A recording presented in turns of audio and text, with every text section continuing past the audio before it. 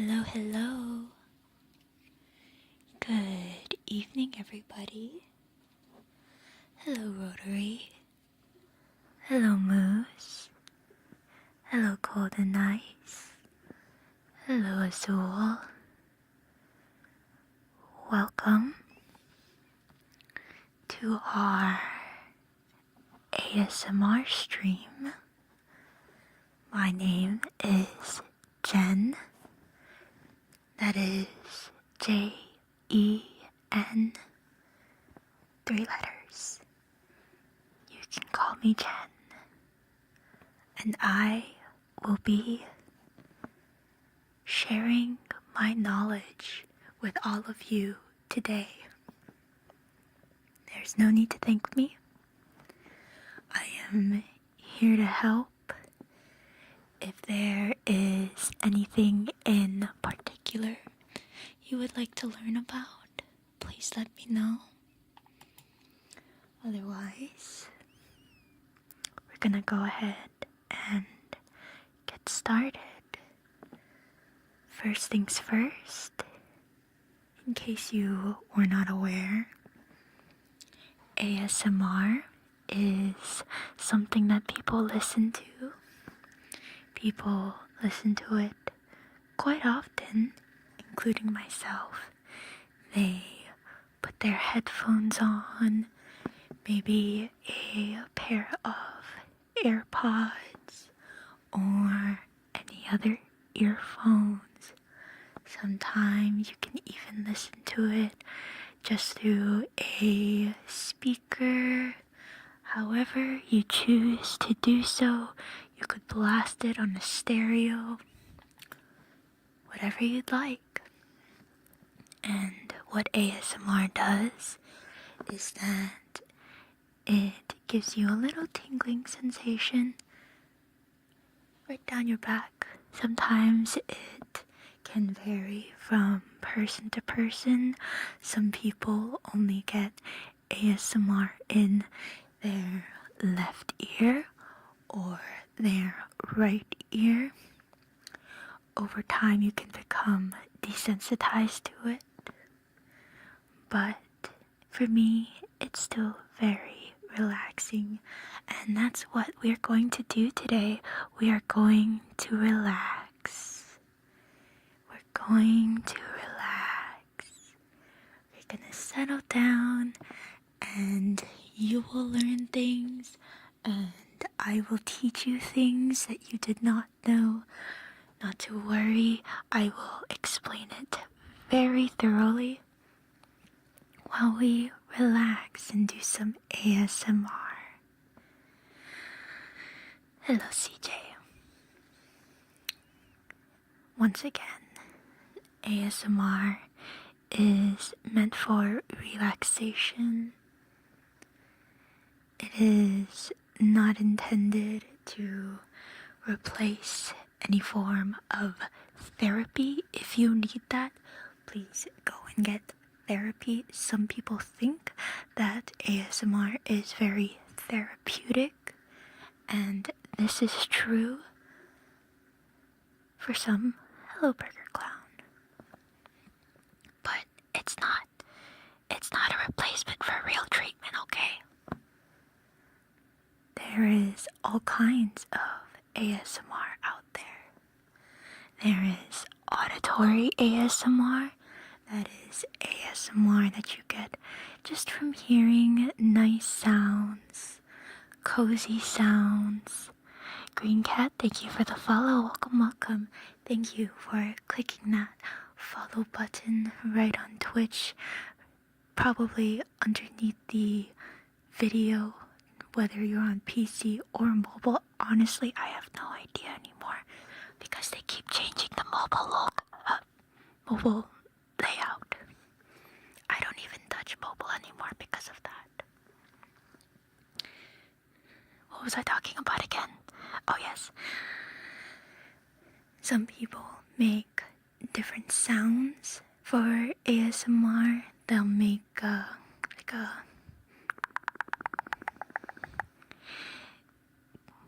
sounds with their mouth, or they will speak softly, or even whisper. They could whisper. You can whisper for ASMR.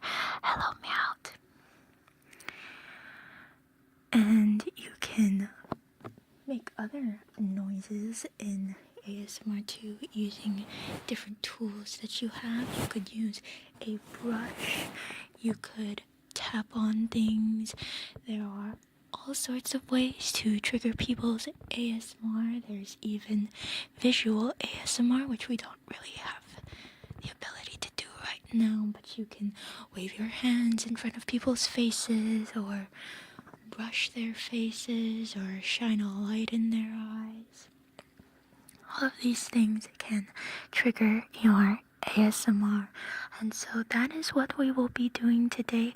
Not the visual ASMR, but the ASMR in general, where we will be speaking. I will be using words to say things with my mouth out loud so that I may impart knowledge on you all, just like I am teaching you all about ASMR today. ASMR, ASMR, ASMR. Hold on 1 second, I need to drink water. Now you may be wondering how I just did that. Let me show you. You see, I have a bottle of water in front of me.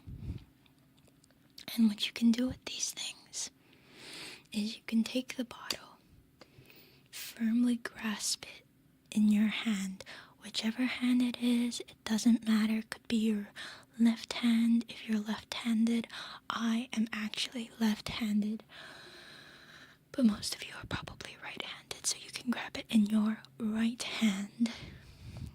Just put your hand around the bottle. Put your thumb on one side, the rest of your fingers on the other, around the bottle. You want to hold it so that you can put pressure on it so that it doesn't fall out of your grasp. While you lift your other hand, hello Kuma, you're going to raise your left hand over the bottle, firmly grasp it. Do you understand? Firmly grasp it. And you are going to put your left hand over the top of the bottle. That's the top, not the bottom. It's the top of the bottle. And you are going to firmly grasp the top of the bottle with your left hand. You're going to keep your right hand around the bottle. Hello, Connor. Thought we were over this? No. Don't worry. We've just started the tutorial about drinking water. I can go over from the beginning in case you missed it. So you have a bottle of water. Could be Dasani. Dasani is really gross in my opinion. Avoid it at all costs. But whatever bottle of water you so choose, there isn't usually a difference between the openings of water bottles as far as I'm aware. If it's just one of those plastic bottles, I understand that plastic bottles aren't usually very environmentally conscious, but our water filter is still broken, and I'm not sure what kind of water filter I need to replace it with, so we've been drinking regular plastic bottles of water in the meantime, because our water tastes funny.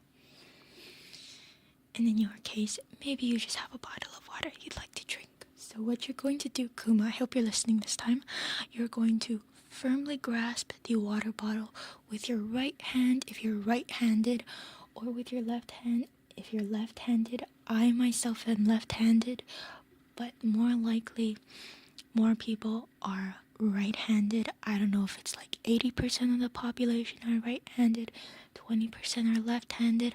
I was usually the only one in my classroom at school who was left-handed, which feels a lot less than 20%, but who knows, not me. Firmly grasp the water bottle. Put your hand around the water bottle with your right hand. Hear that? Water in the bottle, make sure it's not an empty bottle of water. Otherwise, you won't be able to drink the water from it, and then you will be very thirsty, which would kind of defeat the purpose of this. So put your hand around the bottle. You want one thumb on the left side if you're right-handed, and the rest of your fingers will grasp the bottle with on the other side, and then you will bring your hand up over the top of the water bottle. Once again, not the bottom of the water bottle, because there's no cap at the bottom of the water bottle, which means you wouldn't be able to open the water bottle so that you may drink from it. You want to put your left hand on the top of the water bottle. Now, this part is where it gets a little bit tricky. You might get a little bit confused. I can go over it again if you need me to, but depending whether the water bottle is sealed or if it's already been opened, you might need to firmly grasp the top of the water bottle with your hand and then turn it to the left. Righty-tighty, lefty-loosey. We're going for the lefty-loosey in this case.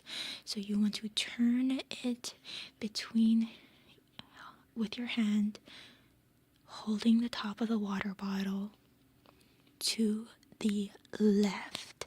That's left, not right. Because if you turn it to the right, you're just going to make it even tighter. And that's not what we want. We want to make the cap loose so that we can remove the cap from the water bottle so that we can drink the water from the bottle. Is that clear? I hope that's clear. Now, if it's already been opened before, or if the cap is, say, loose in general, then you can just use your pointer finger? It's a pointer finger, right? Your thumb and your pointer finger, you put your fingers over the cap and you use that to just twist it to the left super easily, and then it'll pop right off. And now, would you look at that? We have removed the cap from the water bottle. Hello, King. Hello, Otaru. Just got here. Would you like me to repeat it? I can repeat it for you. Alright. So you're going to take the water bottle. It could be a new one. It could be one that's already half drunk. As long as it already has water in it, I cannot stress enough how important it is that there needs to be water already in the bottle for this to make sense. Otherwise, you won't be able to drink the water from it. What if it's soda? We could do a separate lecture on soda. Usually, it's the same case if it's a bottle. If it's a can, that's a whole other can of worms. We can go over it after we get through the water bottle. Now, assuming that you are right-handed, you will firmly grasp the water bottle with your right hand. That's your thumb on the left side of the bottle. You want to hug it around the middle. That's usually a comfortable place for me. I guess some people could hold it from the top, and some people could hold it from the bottom, but I feel like the middle is very comfortable. Usually, I actually learned about this while watching TV at some point, that they very specifically design water bottles in specific ways to, I don't know, make it for different reasons. They either want to make it taste better or make it look more appetizing somehow.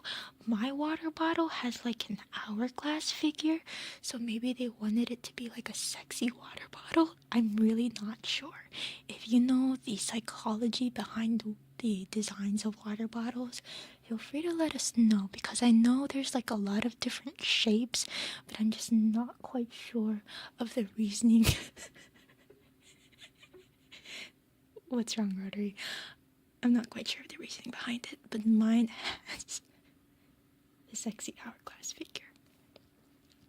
So assuming yours does too, it'll probably make more sense for you to gently but firmly grasp your water bottle around the middle.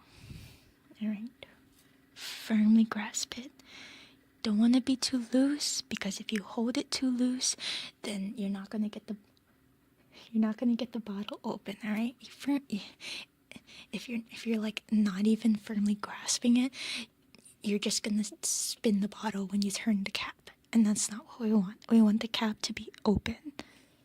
The cap needs to be open so that we can drink the water from the water bottle. And if you hold it too tightly, then you run the risk of like the water bottle bursting open, and then you just get water everywhere, and then nobody's having a good time and you're thirsty. This has actually happened a few times with these water bottles, not because we firmly grasp it too hard, but like we'll be carrying it into the house and then one of them will just break. So really, you want to firmly grasp it, just not too firmly. Alright? Alright, once again, we should already be holding the water bottle with our right hand around the middle. Not too hard, not too soft, just right, Goldilocks style, you know? Then we take our left hand, put it over the water bottle on top of the cap, not the bottom, not the middle, on the top. And then you're going to grasp it with your fingers, probably your thumb and your pointer. And then you're going to twist it to the left. This is probably the most important part.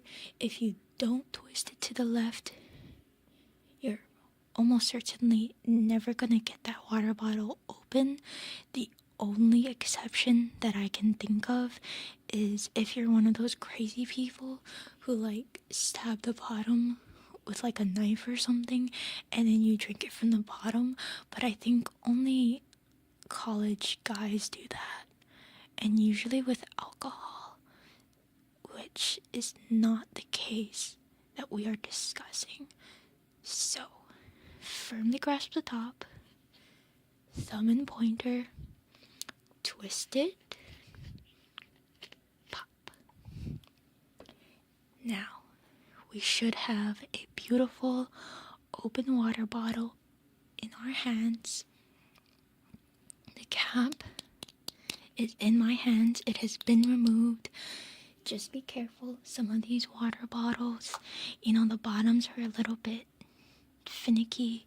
They're not super flat, so you just want to make sure that they're not gonna fall over, because if the water bottle falls over, then you're gonna get water everywhere, and then nobody's having a good time, and you can't drink your water, which means that you would then need to grab another water bottle with your right hand, firmly grasp the middle, put your left hand on top of the water again, and then twist with your thumb and pointer finger. I brought 2 water bottles just in case this happened. Thankfully, we have not had an accident yet. If you do have an accident, it's okay. You'll need to grab some paper towels. I always keep some in my room in case Bibby has, snot everywhere and we need to clean up snot. So what you're gonna need to do is go to the paper towels, pick it up. Depending on how bad the spill is, you're gonna need to pull out, either the whole paper towel, a single one, who knows? I can't tell you this. You're just gonna have to do your best. I guess if it gets really bad, you could just grab the paper towel from either side, just the whole roll, and then you kind of just, mop it up with the entire roll of paper towel. Of course, that also depends on where the spill is, because if it gets in your keyboard, that would be really bad. Hello, Thrash. Do you need me to start over again? Hello, Eureka. Hello, Garrett. I'm teaching chat about all of life's essentials. You got it? Are you sure? Are you sure you're sure? You sure, you sure, you sure, you sure? Alright, good. Okay. That's assuming you did have an accident and you spilled your open water bottle. Please be careful not to do this, but if it happens, don't be embarrassed, don't be ashamed, don't start to cry. If you need to cry a little bit, you can, but it is just a water bottle. It's like that saying, no use crying over spilled water bottles. It's already happened. You just gotta move on and grab your paper towels. Your thinking voice is starting to sound like me yapping. Then it's working. Perfect. Okay. Once again, assuming that the water bottle is still there, the cap is already opened, and it is unspilled, sitting on your desk or table or wherever it may be. You want to keep grasping the water bottle in your right hand, assuming you're right-handed, around the middle, not too hard, especially now. Make sure you're not grasping the water bottle too hard, because if you do, the cap is already off, so the water will actually just spill out everywhere, and you will not be having a good time. You might still have a little bit of water left, but you'll still need to grab the paper towels, and then your day will just be a little bit worse. How much is the paper towel company paying me for this ad? I wish they were. If you can get me in touch with the paper towel company, I will be more than happy to take their money. As it is now, I'm just teaching the people about water bottles out of the goodness of my heart. What is the optimal way to add water flavoring? This is a question that I've gotten a lot over the years. There's no one way to go about it because everybody has their own tastes. For most people, if you just add some ice to it, if you have either an ice dispenser built into your fridge, or if you have some ice cubes in an ice tray in your freezer, you could use that to add it to the water.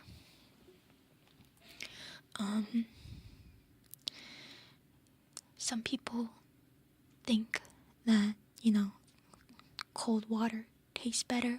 I agree with this. Lukewarm water is not really my favorite thing. But if you want to add flavor, some people do the whole lemon juice thing. Not really for me personally, but you could try that if you wanted to.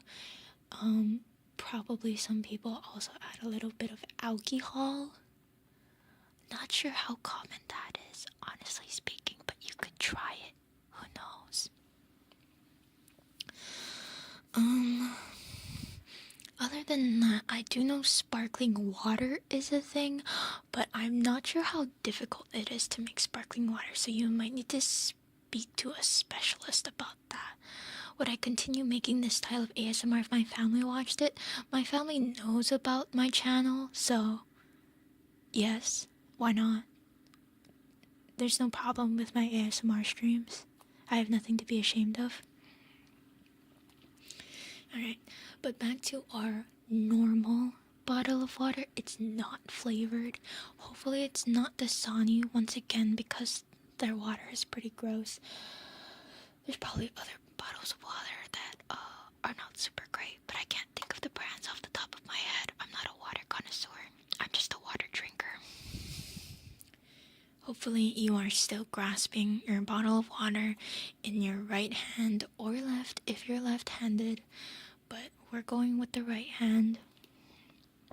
You hold it tight enough that it doesn't fall out of your hand, but not too tight that you're gonna squeeze the water out of the water bottle, and then you just get a mess everywhere for the paper towels to clean up. You're holding it in your hand. You're a lefty. I'm a lefty too. So if you're a lefty, then you use your left hand and you firmly grasp the water bottle in your left hand with your thumb on the right side of the bottle and the rest of your fingers on the left side of the bottle. So it's the same but reversed. Thank you for the comfort trio, Moose. This is actually perfect timing because part of the comfort trio is for me to hydrate, which means that I need to drink water to do that, which is what I'm about to explain to you all to do. So if you're not aware, the first part of the comfort trio is that you have to sit up straight. You need to check your posture. You need to posture check. And what that means is that you sit up straight. Alright, your spine is straight, no spinal problems in the future. Okay, this is how you should be always. It's a little bit difficult for me right now because I'm doing ASMR where I have to lean over the mic. So posture doesn't stay straight, that's alright. We at least posture check for a little bit, and then you stretch to the left. That's when you turn your head and the upper half of your body over to the left side.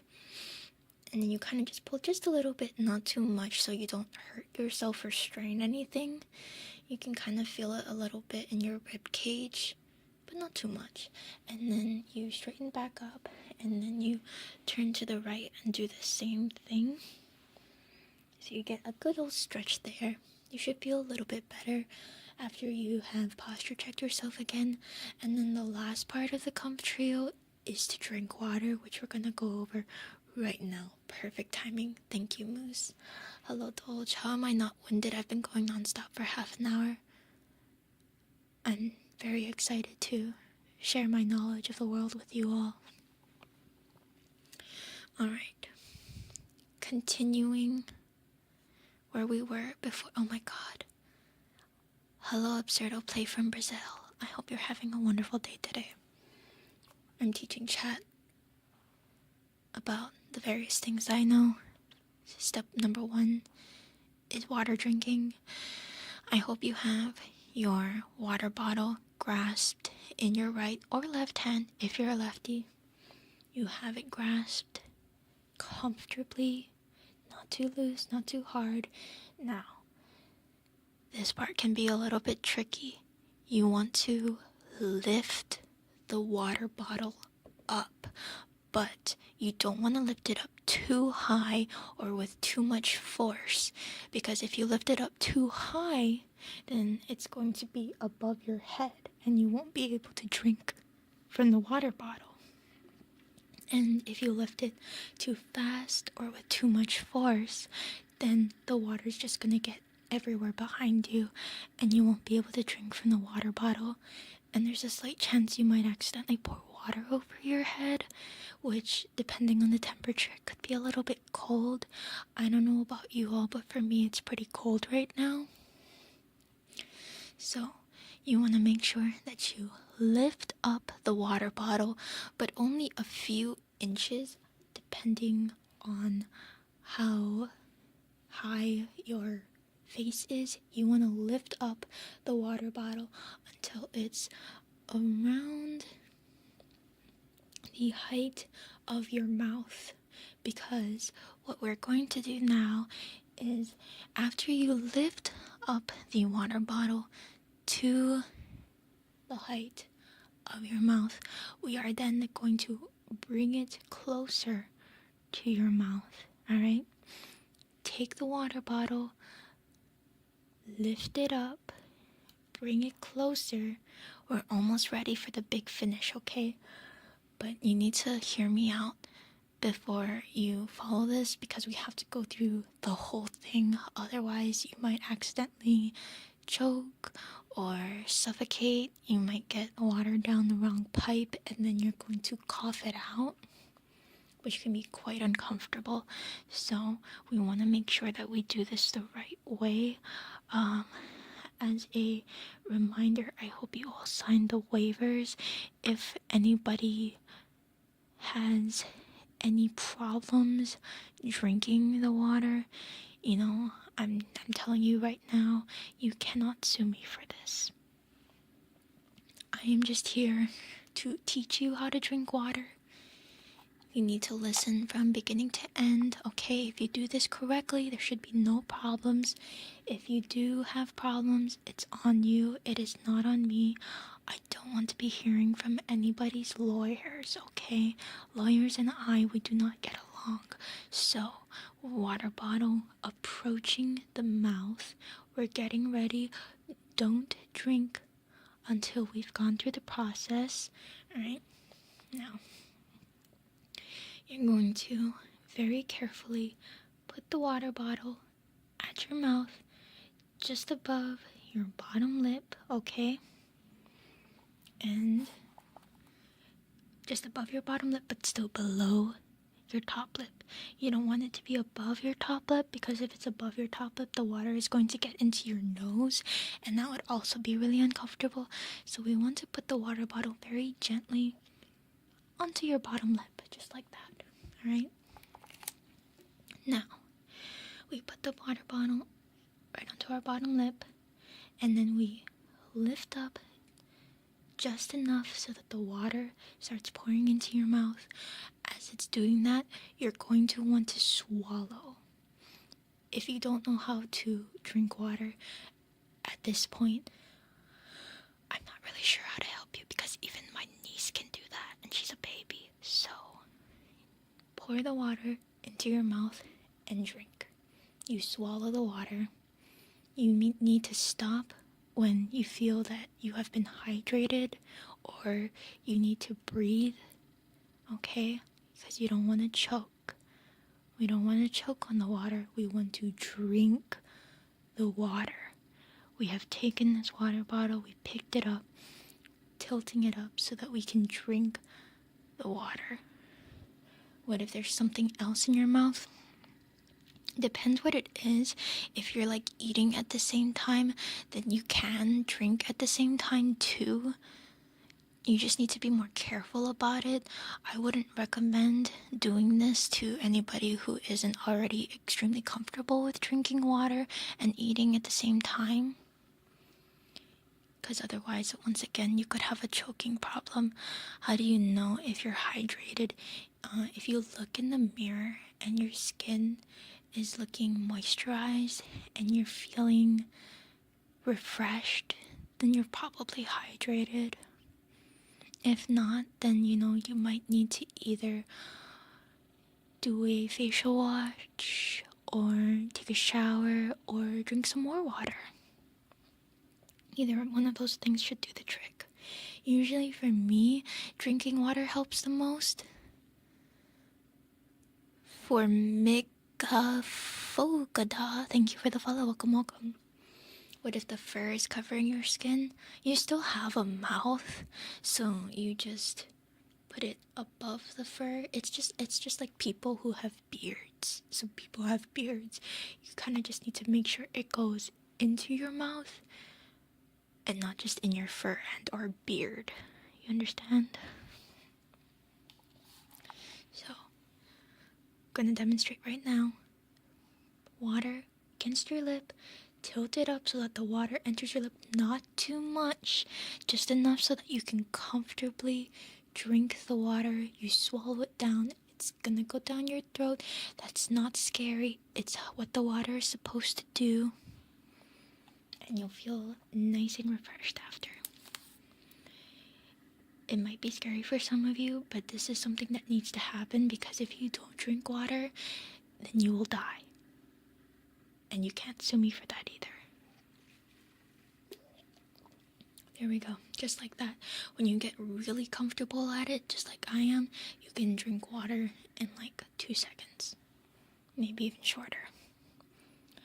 If you get really comfortable, you can be one of those people that just chug water bottles, like chugging the whole bottle. Your mom has a beard, great. Then if anything, you can maybe go to her for advice, because I personally don't have a beard or fur. I do know that some people with beard or fur can sometimes get water in the fur or beard. So if that happens, it's perfectly natural, nothing to be embarrassed over. It happens, just like people get, food in your fur or beard. Is it dangerous to chug? It can be dangerous to chug. Usually the people that chug are guys, especially college age. I don't know what it is about college age guys, but they love doing the whole chug chug chug thing. I don't understand it personally. I would advise against it. Once again, I am not telling you to chug. I am in fact telling you not to chug. I'm just saying chugging is a thing that some people do, but I'm not telling you to chug any form of drink because it is potentially dangerous.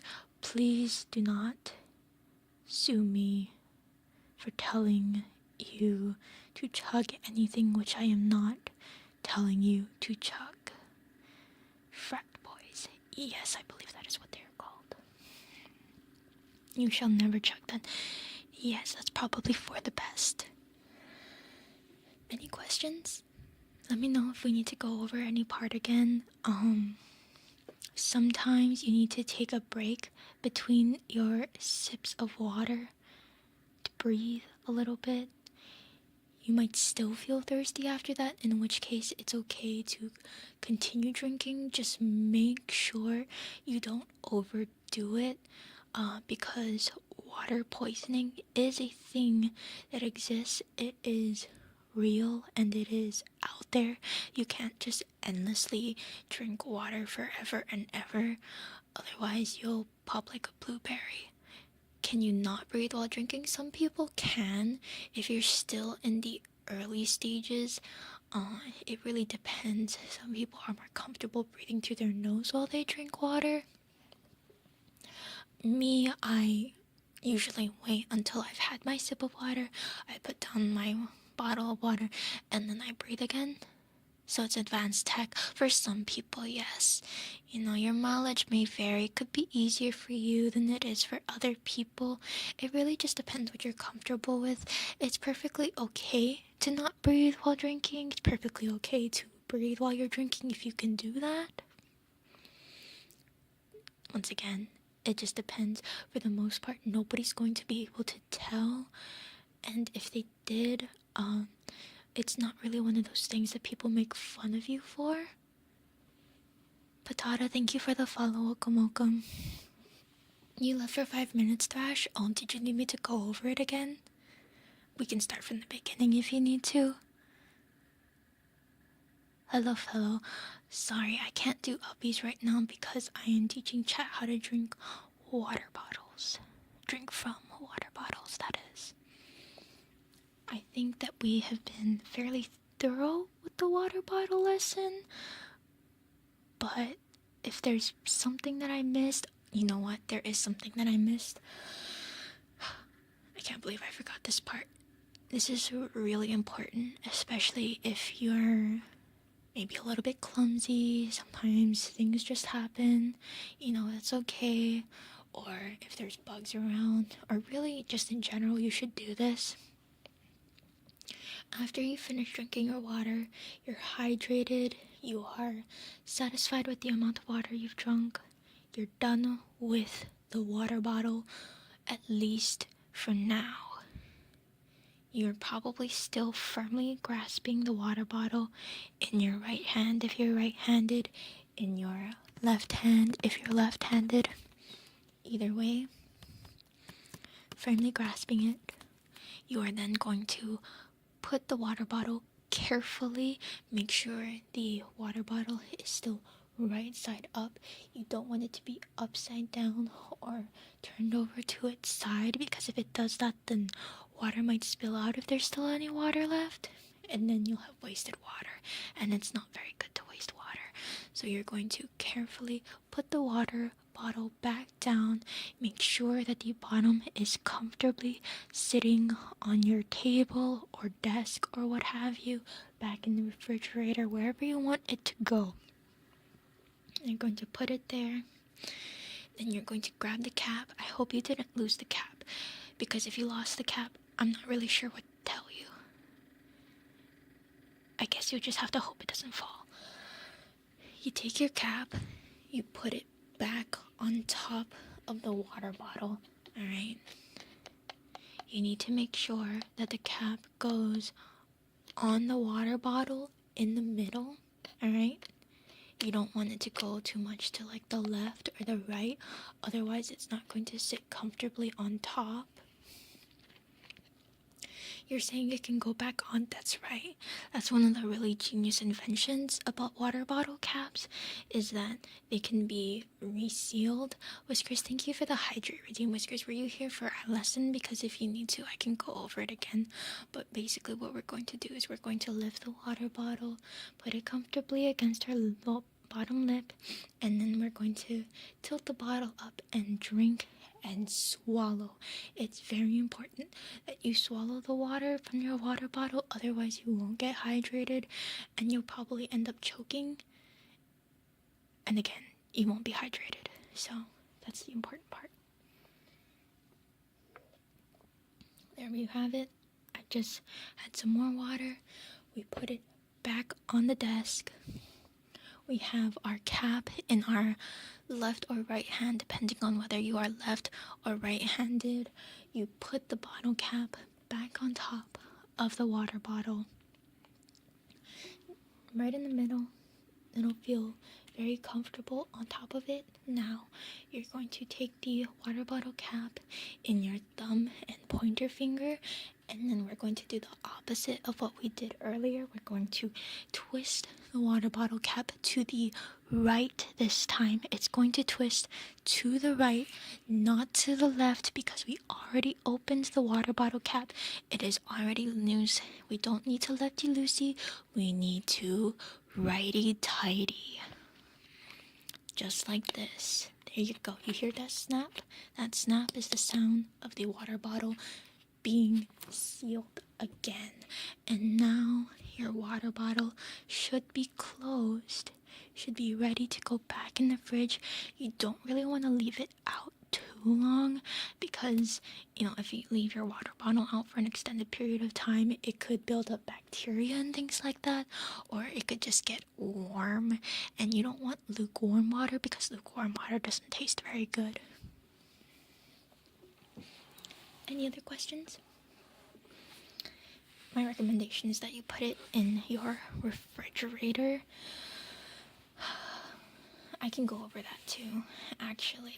Most people keep their refrigerators, their fridge, in the kitchen. So you want to find that refrigerator. It usually has 2 doors. If you have a freezer section, it's usually on the right side. At least if you're an American. Do Europeans have their fridges on the left side and then their freezers on the right side? Just like how they drive on the left side instead of the right side? What temperature is lukewarm? I guess it kind of depends for different people, because different people have different ideas of what's cold and what's not cold. But lukewarm is like room temperature, so whatever the temperature of your room is, that's lukewarm. Okay. Sensei Jen, can you please explain what is sex pollen? Thanks. Can I? I don't think that I can. Next question? Thank you. Alright, find the refrigerator in your kitchen. Have you found it? Have you located it? Good. You're going to find it. You're going to go to most likely the right side of your fridge, unless that's the colder side. You want to go to the less cold side, but not too cold. You don't want to open the door and you see ice in it, because then the water is going to freeze into ice. And ideally, you want to put it in the fridge, and then when you're ready, you take it back out, and it's nice and cool. It's not frozen. You know what I mean? Because if the water is frozen, then you can't drink the water. What's this about the right side and left sides? Your freezer isn't on the top of or bottom. Are you European? Is that what they do? No, I know what you mean. Yes, some people do have their freezers on the top of the fridge or at the bottom. It really depends on your fridge. Mine has the freezer on the left side and the right side is the fridge, but my grandma had a freezer section at the top and my parents have a freezer section at the bottom. So it really just depends. You've never seen a freezer on the left or right? Are you European? Genuine question. Jen's being exclusionary. Actually, if that's the case, does that make my parents European? No, they used to have a freezer on the left side. No, you're Asian American. Okay, good. Me too. Hello, Yukujimari. Alright. What I'm learning today is that there are many different types of freezers and refrigerators. You haven't seen a freezer on the left or right either. Interesting. Have you considered getting one? Where is the freezer, alright? Boop. I've had, personally, in the houses that I've lived in, they've all been left or right. Usually the freezer is on the left side. But my parents, after I moved out, got a freezer that was at the bottom and not at the top. And my grandma had a freezer that was at the top and not the bottom. You were here from the start. Yeah, I did see you in the pre-chat. What if you have two freezers? Where are they located? I think you might have had an ancient fridge. I don't think so. What was I talking about again? Oh, yes. So your fridge should now be in the fridge, whether that fridge is on the left side, the right side, the top, the bottom. Who knows? As long as it is in a place that is cool, that is not going to build up bacteria, that is not going to get lukewarm, then you'll probably be happy. We're not counting deep freezers. Do people usually have deep freezers in their home? Is that a thing? One other person has a freezer at the left or right. I'm satisfied. Freezer at the bottom is sus if you have to dig out some meat from the back. Is that the meta? Freezer at the bottom is bad? Gotcha. The big standalone ones. I don't need deep freezers for skeletons in my closet and body parts. So I'm good. We don't have a deep freezer, personally speaking. And I don't work in an ice cream store. They had a deep freezer. I'm assuming it's a deep freezer. I'm assuming that deep freezer means that it's extra cold. Like things you'd find like in a restaurant. But who knows? Alright. Is that thorough enough? Have you guys learned sufficiently about drinking from water bottles? I know it was a pretty short water bottle lesson, 53 minutes. Could have gone longer, but I wanted to keep it short and sweet so that we could make sure we could take questions afterwards. I know that Rotary Bubbles had a question about explaining Fa Zero. I could explain it, but I've never actually done it. So maybe we'll explain Hexa instead. I've changed your life. Thank you so much. You're welcome. One other person said left, right. I'm happy. I'll take it. I can't believe top-bottom freezer is more common. That's so interesting. Do you guys not need a lot of freezer space? I feel like if it's at the top or the bottom, then you have less freezer space. Where do I get the freezers? You see in serial killer movies? I'm not a serial killer, so I don't have that knowledge. Sadly, I can't give you guys lessons on being a serial killer. I think that's probably against Twitch's terms of service, and it would get me banned. And being banned is bad because it means that I wouldn't be able to stream anymore. And if I can't stream, then I'll probably go out of my mind eventually, considering the only other people that I really talk to are like 4 other people and 2 of them are babies. Which is maybe, not very healthy. So I would like to not be banned. Especially if it's like a permanent ban and not like a 3-day ban. If it's a 3-day ban, I guess that wouldn't be as bad, but I've still never been banned and I'd rather not be. The ones at the top barely have space, but the bottoms usually have a lot. The bottoms, I've noticed, usually have like 2 shelves worth of space. The top one is like a 1 bigger shelf usually.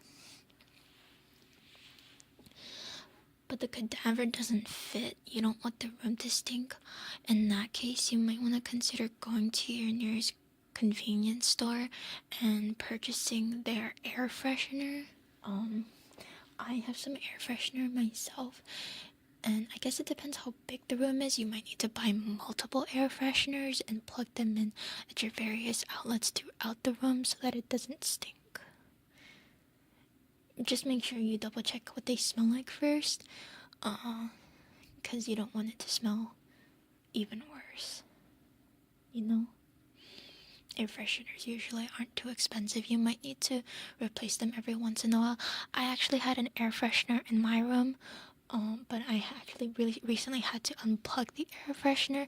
That's, you grasp the air freshener usually with one hand because they're not normally too big, and then you remove it, you pull it out of the outlet so that it stops working. And I had to do that because my niece that I babysit is a little rascal, and she likes to play with any naughty thing that she can get her hands on.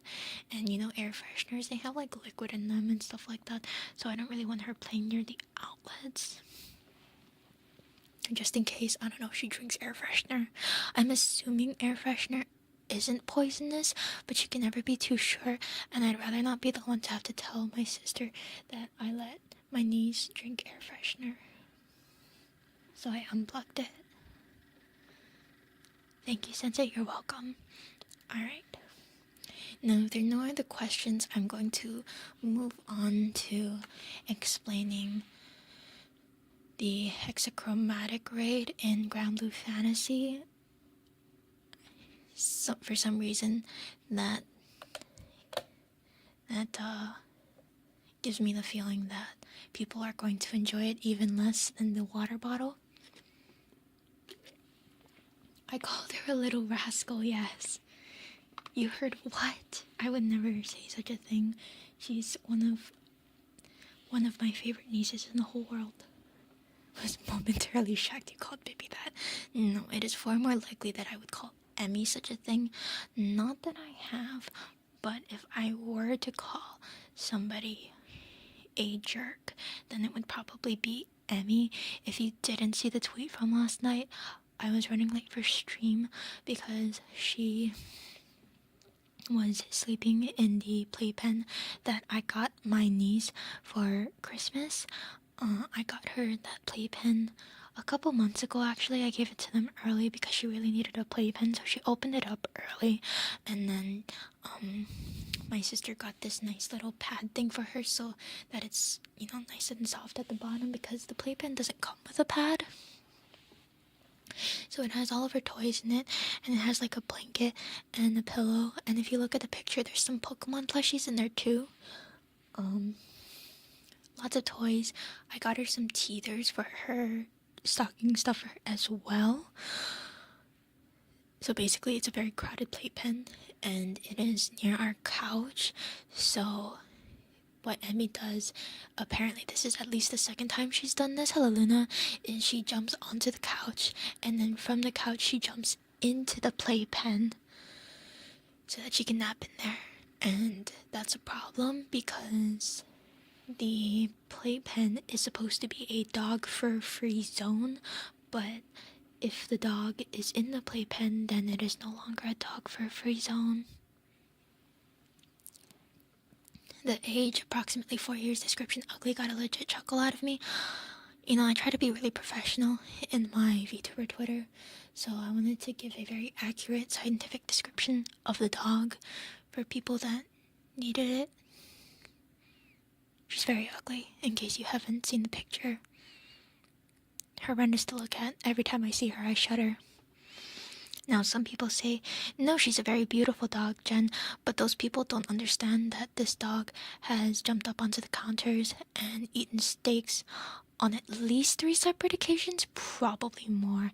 Actually, now that I'm thinking about it in my head, it's probably more like 5. Most likely. And that's just steaks, and that's just speaking of like whole steaks. She's ugly on the inside. Yes, my door still has scratches from her trying to break out of my room from when we kept the dogs in my room so that they wouldn't attack our guests, or more accurately, attack the food that we were providing to our guests. Is it too late to train her? Well, she's like 4 years old. She's also extremely intelligent, is the problem. She's a very smart dog, and she's a smart dog who will do anything for food. And I'm not a professional dog trainer. We were going to have her go to dog training, but all of the adults in the house, including me at the time, had full-time jobs, so we couldn't take her to the dog trainer. And now I don't have a car, and we only have one car because our other car is still in the shop, and it's actually been like 3 or 4 months that it's been in the shop.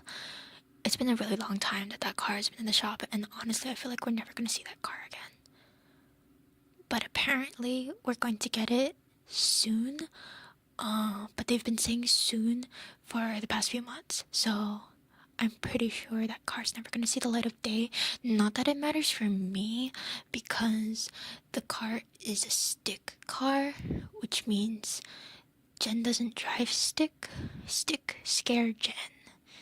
Jen don't know stick. I just hear stories about how, I accidentally did thing wrong. I did stick wrong, so the car stalled in the middle of the street, and that kind of talk that scares Jen. Hello, Mio. Your dad's car was in the shop for a good while too. It sucks when that happens. Yeah, it does. So we only have one car right now technically, and I don't really want to drive in this state because people drive really fast and really scary, and I'm used to driving in a place where people don't drive so fast and it's less scary, and I'm not newer to the area. But I probably should have a car, because if I have a car, then I can get a job where I don't need to be working remotely, which opens up my options more. But whether that's gonna happen, I don't know, we'll see. Especially when there's a possibility that we could be moving one day or another. Why did Jen become a caveman suddenly? What does that mean? Is something wrong with my audio? Hello, hair soul.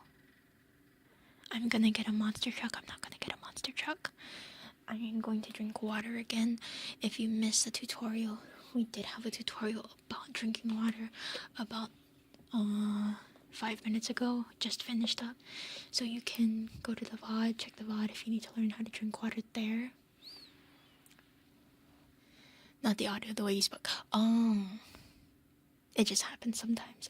I'm actually really tired. I haven't taken a nap. Naps are great because if you take a nap, then you can be less tired later, although that's technically a lie, because sometimes if you take a lot of naps or you take a really long nap, then you're even more groggy than you were before. But in my case, because I didn't take a nap, I'm really tired right now.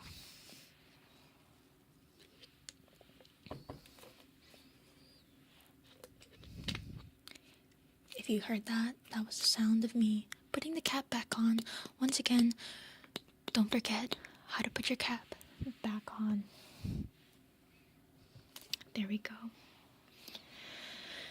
Should you queue for prismatic evolutions? I'm assuming you are talking about the trading card game, because I heard people talking about that.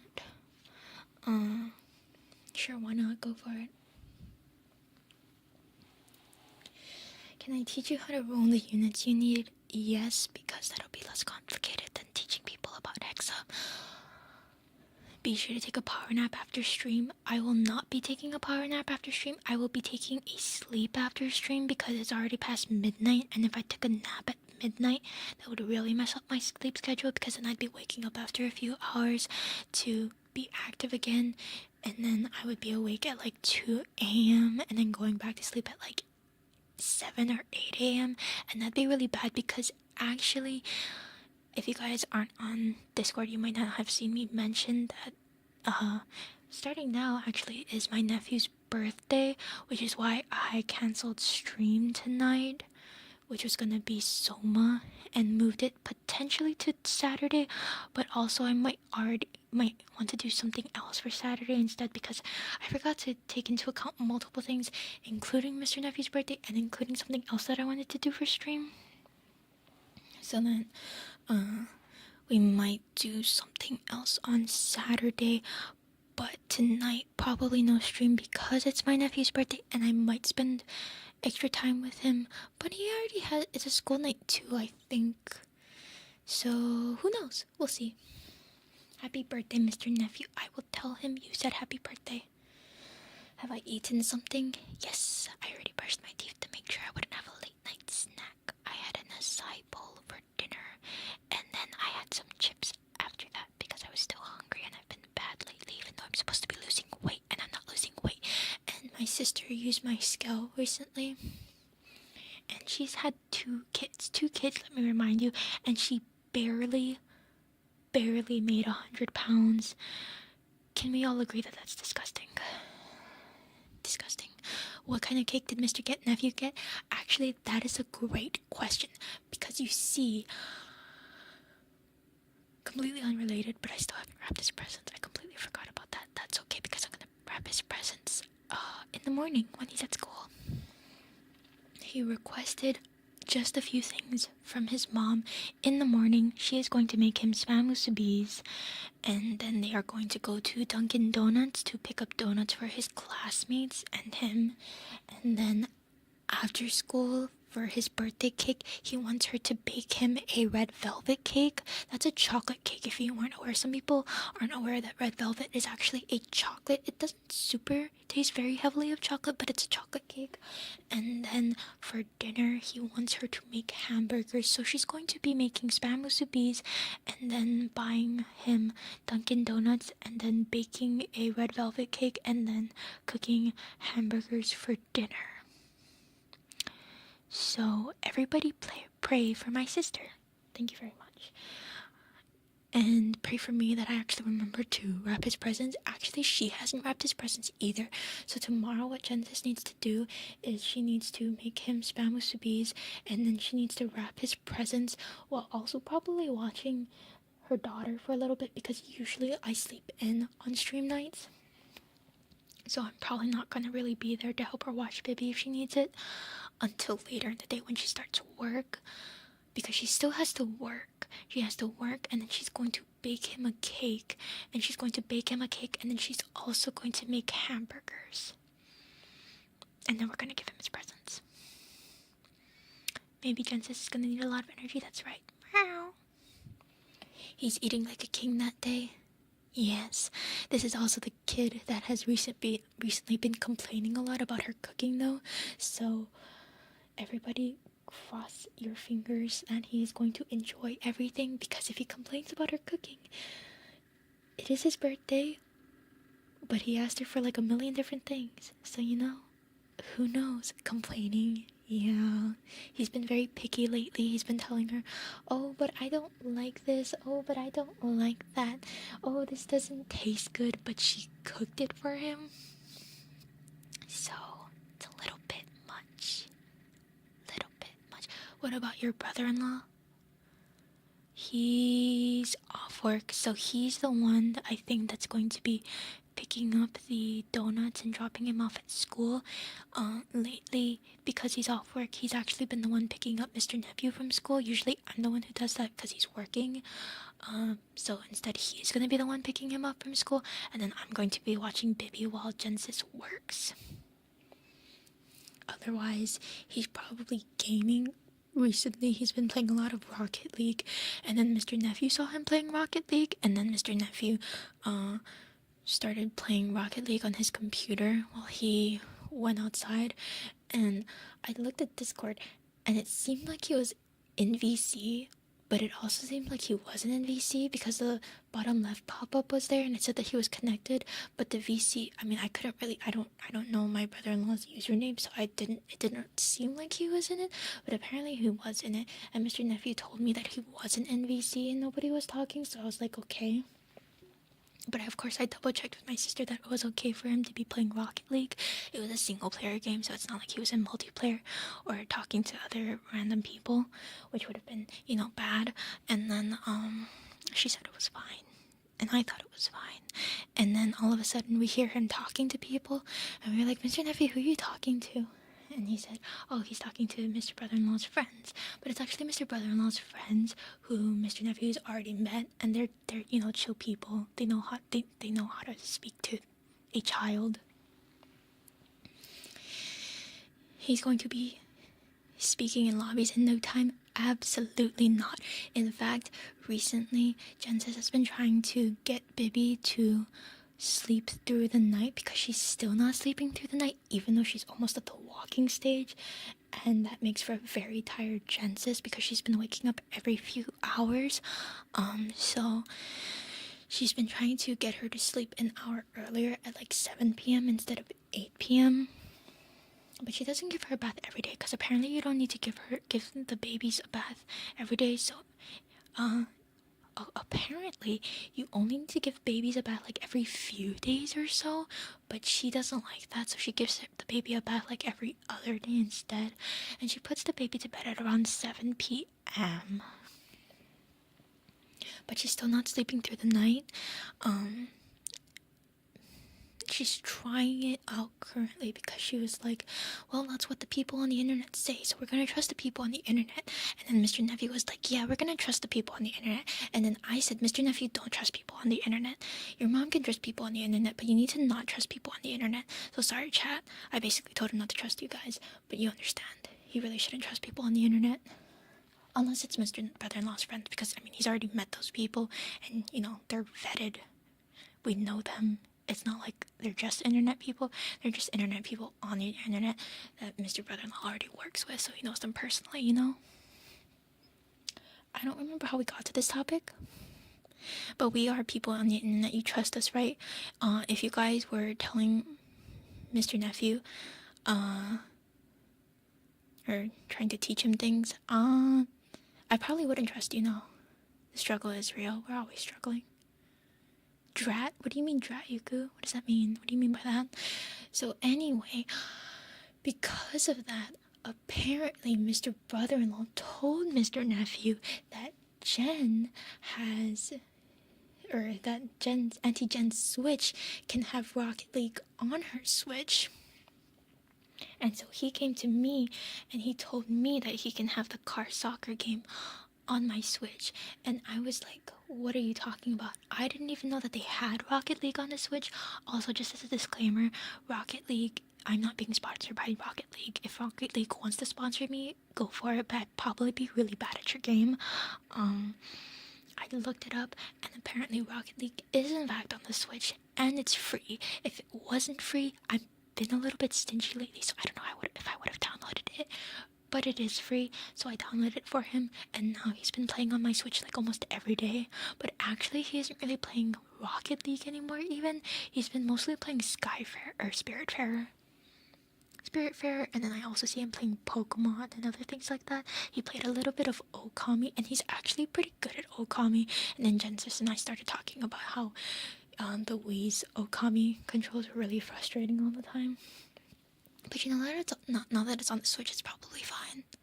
Tell him to go outside and play soccer if he likes Rocket League. Actually, now that you brought it up, he got a basketball hoop thing for Christmas, and I built it for him, not out of any selfishness of my heart, because I wanted to toss ball into hoop, but for my nephew so that he may toss ball into hoop, because I am a kind person and not selfish person, and I definitely didn't want to toss basketball into hoop myself. You built basketball hoop.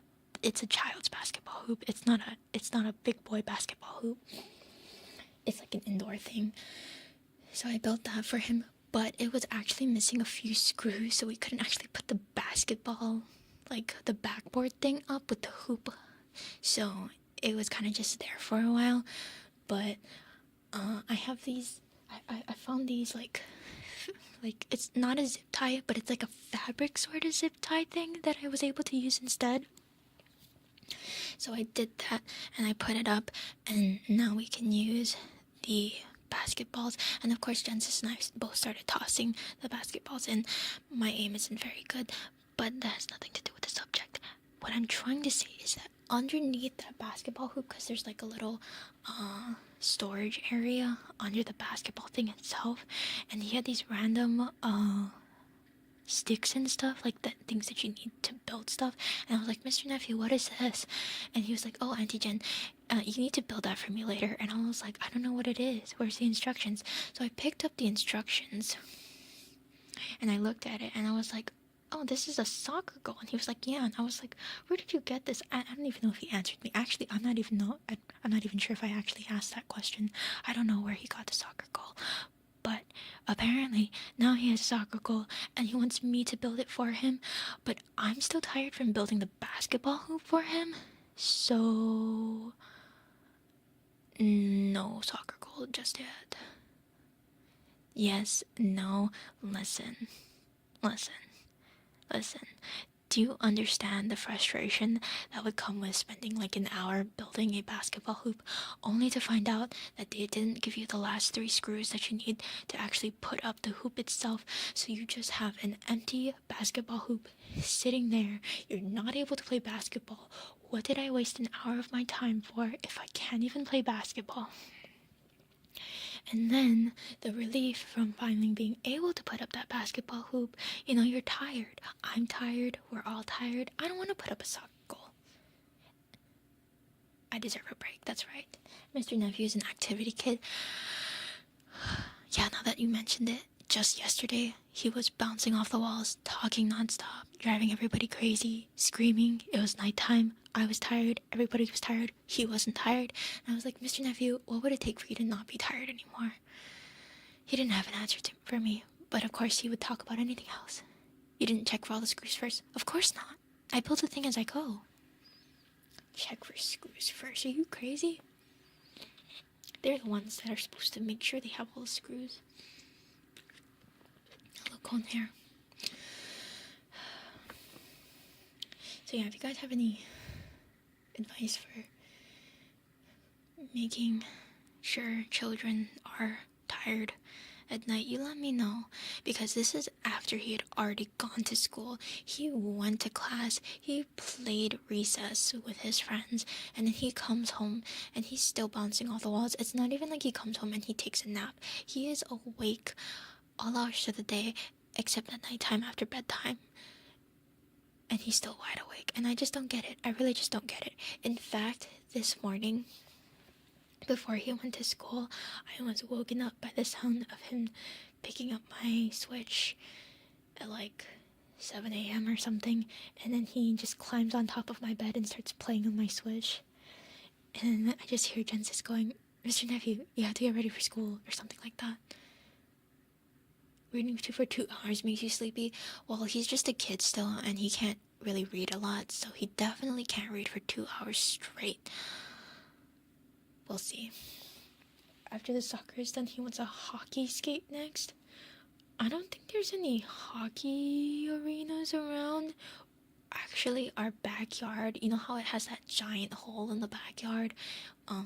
Because of all the coldness and the snow, etc., it's a little bit frozen over, but it's just like a little puddle of frozen ice, so not enough to play hockey on. But yeah, I suppose eventually somebody's gonna build him that goal thing. his soccer ball is definitely still around. I think he actually has a second one now. I think somebody else also gifted him a soccer ball, so now he has two, and he actually enjoys soccer quite a bit. Jensen said that she was willing to, have him go to like soccer lessons and stuff if he wanted, but I think he's a little bit young for that. And he also didn't want it, so maybe eventually. Who knows? Mr. Nephew could be a soccer kid. One day. Good night, Yuku. Alright. Anything else? Otherwise, I'm going to move on to Hexa. And that's going to be dangerous for all of us. Let me start looking it up, actually, just so that I don't forget anything.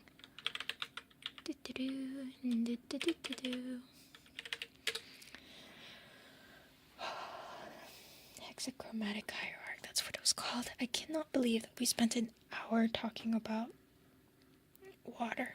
But you know what? That's just what happens when you want to share knowledge about the world.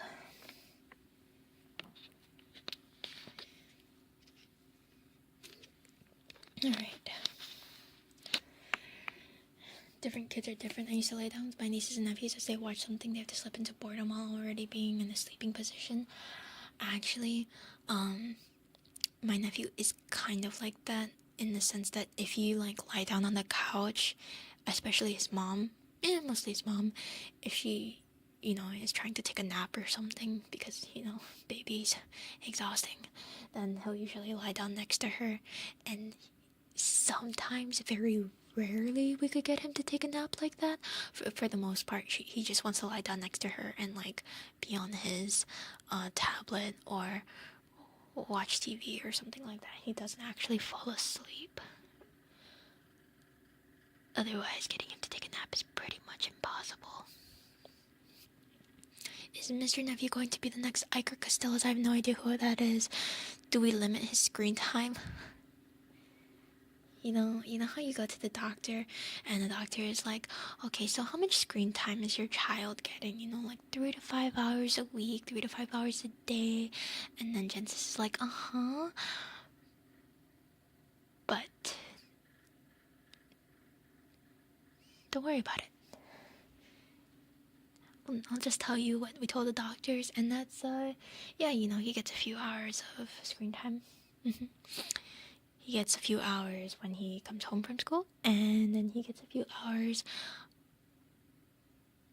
after dinner, and then he gets a few hours, well, not a few hours, he gets like his tablet time right before bed, so like he'll be in bed and he'll be able to play on his tablet a little bit before he actually goes to sleep. I'm not quite sure how long that is. I'm assuming maybe about half an hour, possibly. Also depends on if Bibi wakes up or not. I would guess about half an hour. So, perfectly healthy, normal amount of screen time. Rest assured, don't worry about it. A famous goalkeeper. I don't know anything about soccer. Actually, I really don't know anything about most sports athletes, I would say. Yeah. Maybe football a few, just because my family watches football and my dad was really into it, or is still really into it, but I moved out, so I'm behind on the sports meta things, touchdown, goalies, etc., etc.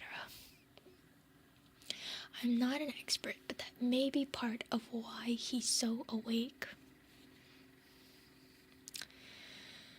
Well, you did say you're not an expert. I'm just kidding about it. I should say he doesn't usually like sit down, watch TV all the time. He's kind of just bouncing all over the place. He's a very tired child. But yes, there is a few hours where he's either watching TV or watching on his tablet. He's actually been really into the YouTubers lately, Ryan's World, etc., etc.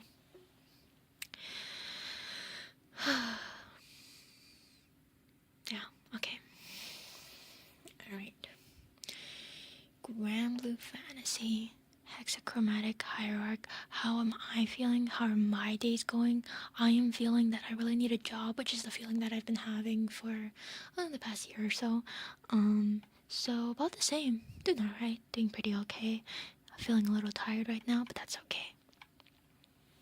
Are you okay, Jen? Doing alright, doing okay. I just need a job. Otherwise, I'm okay. I'm good. I think the time that I used to spend with Nikki, I am now devoting extra to Bibby. So, I'm doing alright. Now we don't have little squeaking sounds interrupting ASMR. But yeah, I'm good. We're vibing. Everything's chill. I'm just a little bit sleepy. We'll probably be going to bed after this particular lesson now. Hexachromatic hierarch. If you don't play Granblue Fantasy, you should play it right now. Actually, you should pick it up. It is a gacha game where you do raids, and you can do these raids with your crewmates, friends, etc., etc.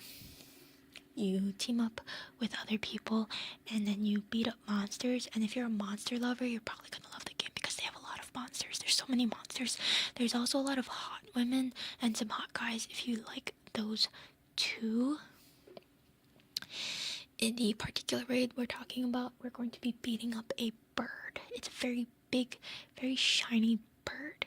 It's also a really hard raid, so if you do play the game, you won't need to worry about this for a while, which makes it way easier to just tune it out. This is the bird raid, dragon raid. You basically fight pairs of 2 dragons until you get to 40% of his health when you start beating up the chicken. Hey Connor, you can listen to this. You'll be here soon enough, I'm sure.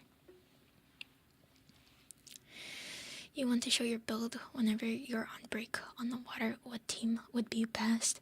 For water, depends, but uncapped Hase is really strong. It's kind of getting a little late to grind her if you want her in time for Guild Wars. Paela, who is no longer available, is the Zodiac from last year, is also very strong. If you need more defensive options, Yatima is super good too. She is the most recent Water Grand. She also has a good weapon if you want to go primal. Is it easy to progress from a new account to doing raids? They've made it a lot easier now. By giving you access to an academy that'll teach you about the basics of Granblue Fantasy, and also gives you a lot of rank points so that you can unlock raids faster, so that you can become stronger. In a couple of months, we'll also be having the Granblue Fantasy's 11th anniversary, where they'll be doing a roulette wherein they will be giving away free 10 rolls every day. You basically spin the roulette and you can land on either 10 free rolls, 20 free rolls, 30 free rolls, 100 free rolls, 200 free rolls, or you can land on this special gacha pin that lets you keep rolling until you obtain an SSR, and sometimes after you get that SSR, you'll trigger Muku Frenzy, and Muku Frenzy also lets you keep spinning until you get another SSR after that. So basically you get a lot of SSRs. We just finished the winter roulette, so that's like 2 roulettes in the span of like 4 months. You got her, you even uncapped her axe. Are you talking about Yatima? Because Yatima's weapon is a bow. If you uncapped her bow, that's not really something you can use in Magna. And you kind of want to have specific weapons before you transition over to Primal Grid. So I hope you're not talking about Yatima unless you're ready to go to Primal. And I hope you have Varuna for Primal.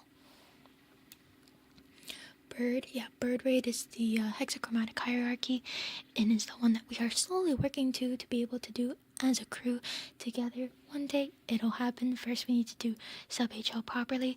I've been practicing my solo every day, but it's not exactly consistent since the raid is kind of RNG. So we'll see. Who knows? One day maybe it'll happen. Right now I still need somebody to execute the raid for me, probably. Execute means that you have to burst it at 10% health. You need to kill it to death because there is a non-zero chance that I will not be able to do so because I'll die.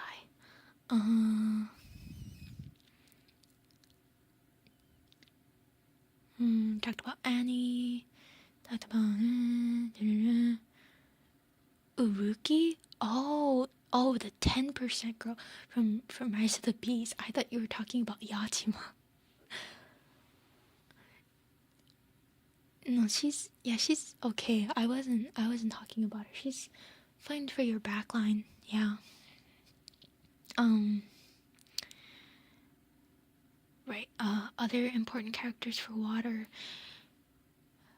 Gabriel is really, really good. Europa, also pretty good. Summer Tefnet, she's good too, but I don't have her. I don't think she's super necessary. I feel like I've been okay without her.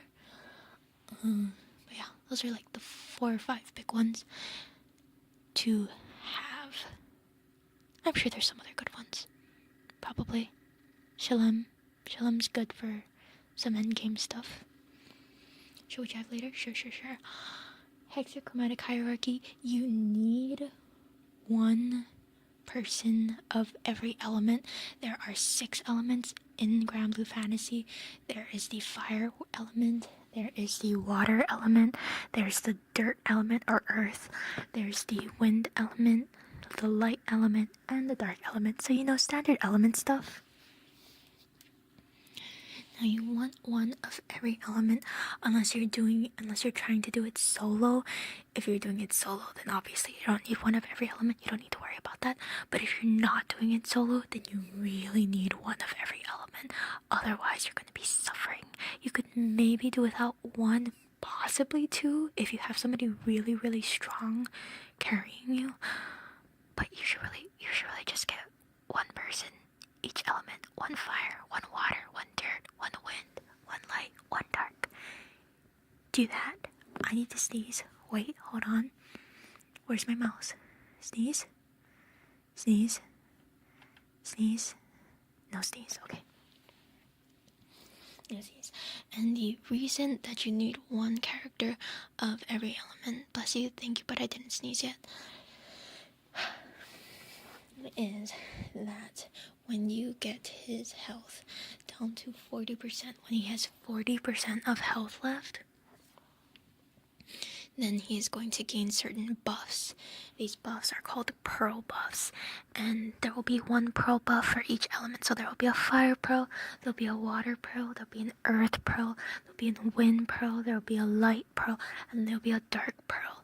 And you need each element to clear their quote-unquote pearl by doing either 18 charge attacks or 18 triple attacks in the span of like 4 or 5 turns or something. Honestly, I'm not sure.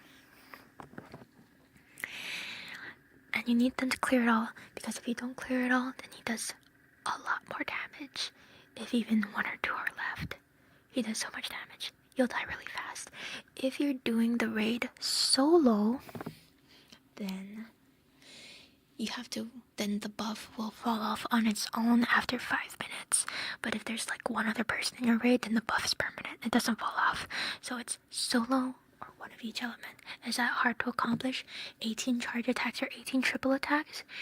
18 charge attacks is easier now that most people can do an Ogi loop, and what that means is Ogi means a charge attack. So you build up your bar basically every turn to do a special attack.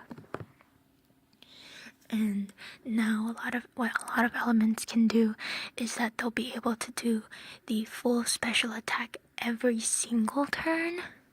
So generally speaking, the Ogi one is a little bit easy. If you want to do the triple attack, you want to have pretty much 100% triple attack on your characters, and that's a little bit trickier because then you need to get down to the nitty-gritty. You need to be you need to min-max. You're gonna want like triple attack, or you're gonna want weapons that'll raise your multi-attack, your triple attack, I don't know, there's summons that can raise your triple attack. There's a Howlmouse summon that can raise your triple attack by 10% if it's fully uncapped. You can have buffs that'll raise your triple attack rate, or you can have characters that'll perform an attack that can be a triple attack, so it'll give you more chances to do the triple attacks that you need. You can give your characters individual random buffs. You'll use these items on them and they can get a triple attack buff, but they can also get a buff that'll up their skill damage cap, or it'll up their healing or their debuff accuracy, etc, etc. So it's kind of RNG, and it can raise it from, you know, like 5% triple attack to like 10% triple attack, things like that. Some characters also, you know, automatically are guaranteed to do triple attacks, which can be helpful. Some characters have really low internal abilities to do triple attacks. Your weapons themselves can only max out to 75%, so even if you have weapons that'll get you to a 75% chance to do a triple attack, you still need to get that 25% from either your characters or your summons or elsewhere, your buffs, etc, etc. So you need to do 18 triple attacks or 18 charge attacks. It cannot be a mix of both. It is one or the other, and if you do not clear it, then honestly, most of the time, people will post the great job sticker, and then they will retreat from the raid, and the raid is over. It's done. This happens sometimes. That's okay. These things happen. You just don't really want to be the one that makes the raid fail because it feels bad. It's a hard raid though, so these things happen. You can also do a trial raid, which means it doesn't mean anything. It's for practice, you know? Jen, the almighty gamer, thank you for teaching us your sweaty gamer ways. No problem, you know. First I taught you all how to drink water so that you may drink the water when you are a sweaty gamer, and then maybe it won't be so sweaty. I'm gonna drink water again right now. Okay, so we've established that there is the one and most important thing that you need to do for this raid, which is you just need to clear your buff so that everybody else can kill the raid. That's the biggest thing. You're still confused about what the Beelzebub Dark Summon does? Bubsy is good when he is fully uncapped. What he does is, how do I explain it? If he is basically your main character will gain stacks of his buff by using a charge attack, by using an Ogi, charge attack aka Ogi, and it maxes out at 3. So if he has 1 stack of the buff, then he will dispel 3 times. If he doesn't have any stacks, then all he does is lower the enemy's defense by 40% and lowers their debuff resistance. If he has 1 stack, then he also dispels 3 buffs. What that means is that he removes 3 buffs from the enemy. If he has 2 stacks, so if you Ogi twice, then he does all of that. He debuffs them, he dispels 3 times, and on top of that, he deals 2 million plain damage. Plain damage is white damage. It means that it is elementless. It cannot be increased or decreased. It will always be 2 million plain damage to the enemy. Certain enemies require you to deal a specific amount of plain damage, so 2 million is very decent amount. If you have 3 stacks of his buff, so if you OG'd 3 times with your main character, then he will do everything that I mentioned before. He'll debuff, dispel 3 times, he'll plain damage 2 million, and on top of that, he will inflict a debuff that makes your characters do way more damage. Basically, it increases the amount of damage that the enemy takes. That is if he is not the main summon. If you put him as your main summon, because you can't have him as a friend summon, you can only have him as a main summon or a sub summon. If he is a main summon, then you will automatically start the quest or the raid with all stacks. So you can have all of the effects from the very beginning. So he's a very good summon for bursting.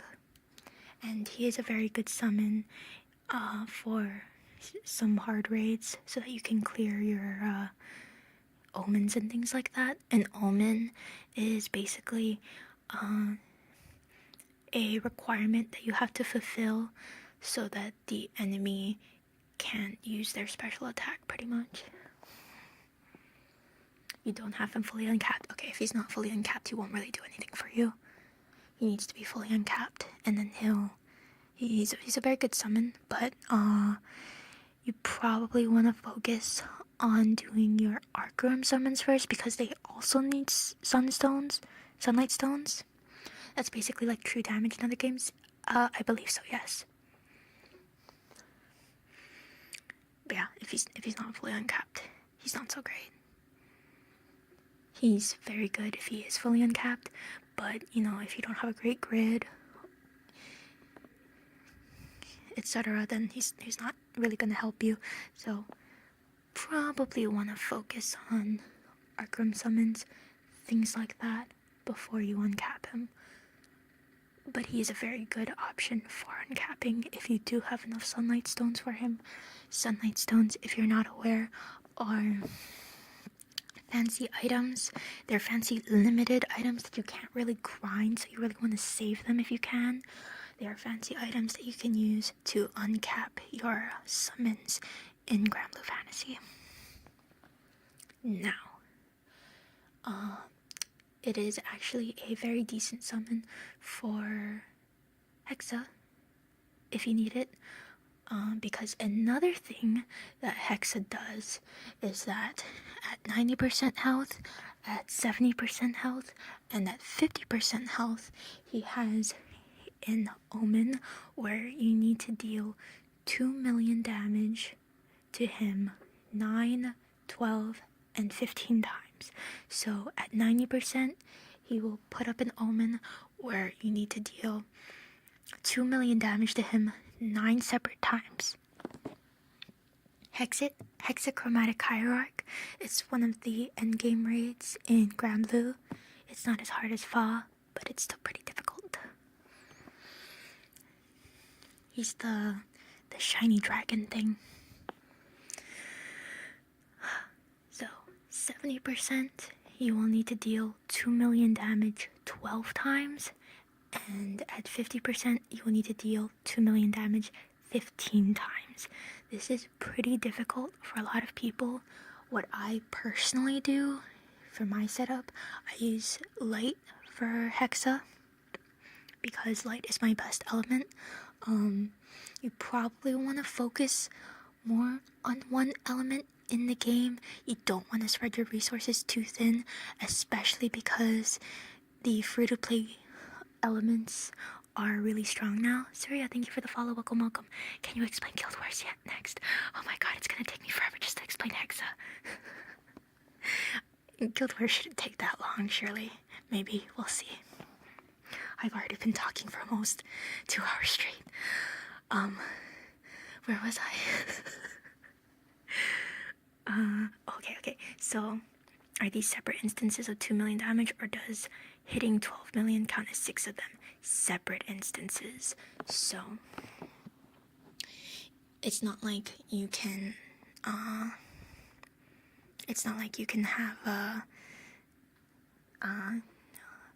charge attack, and visually it looks like it's doing 2 million damages separately, charge attacks count as 1 damage instance.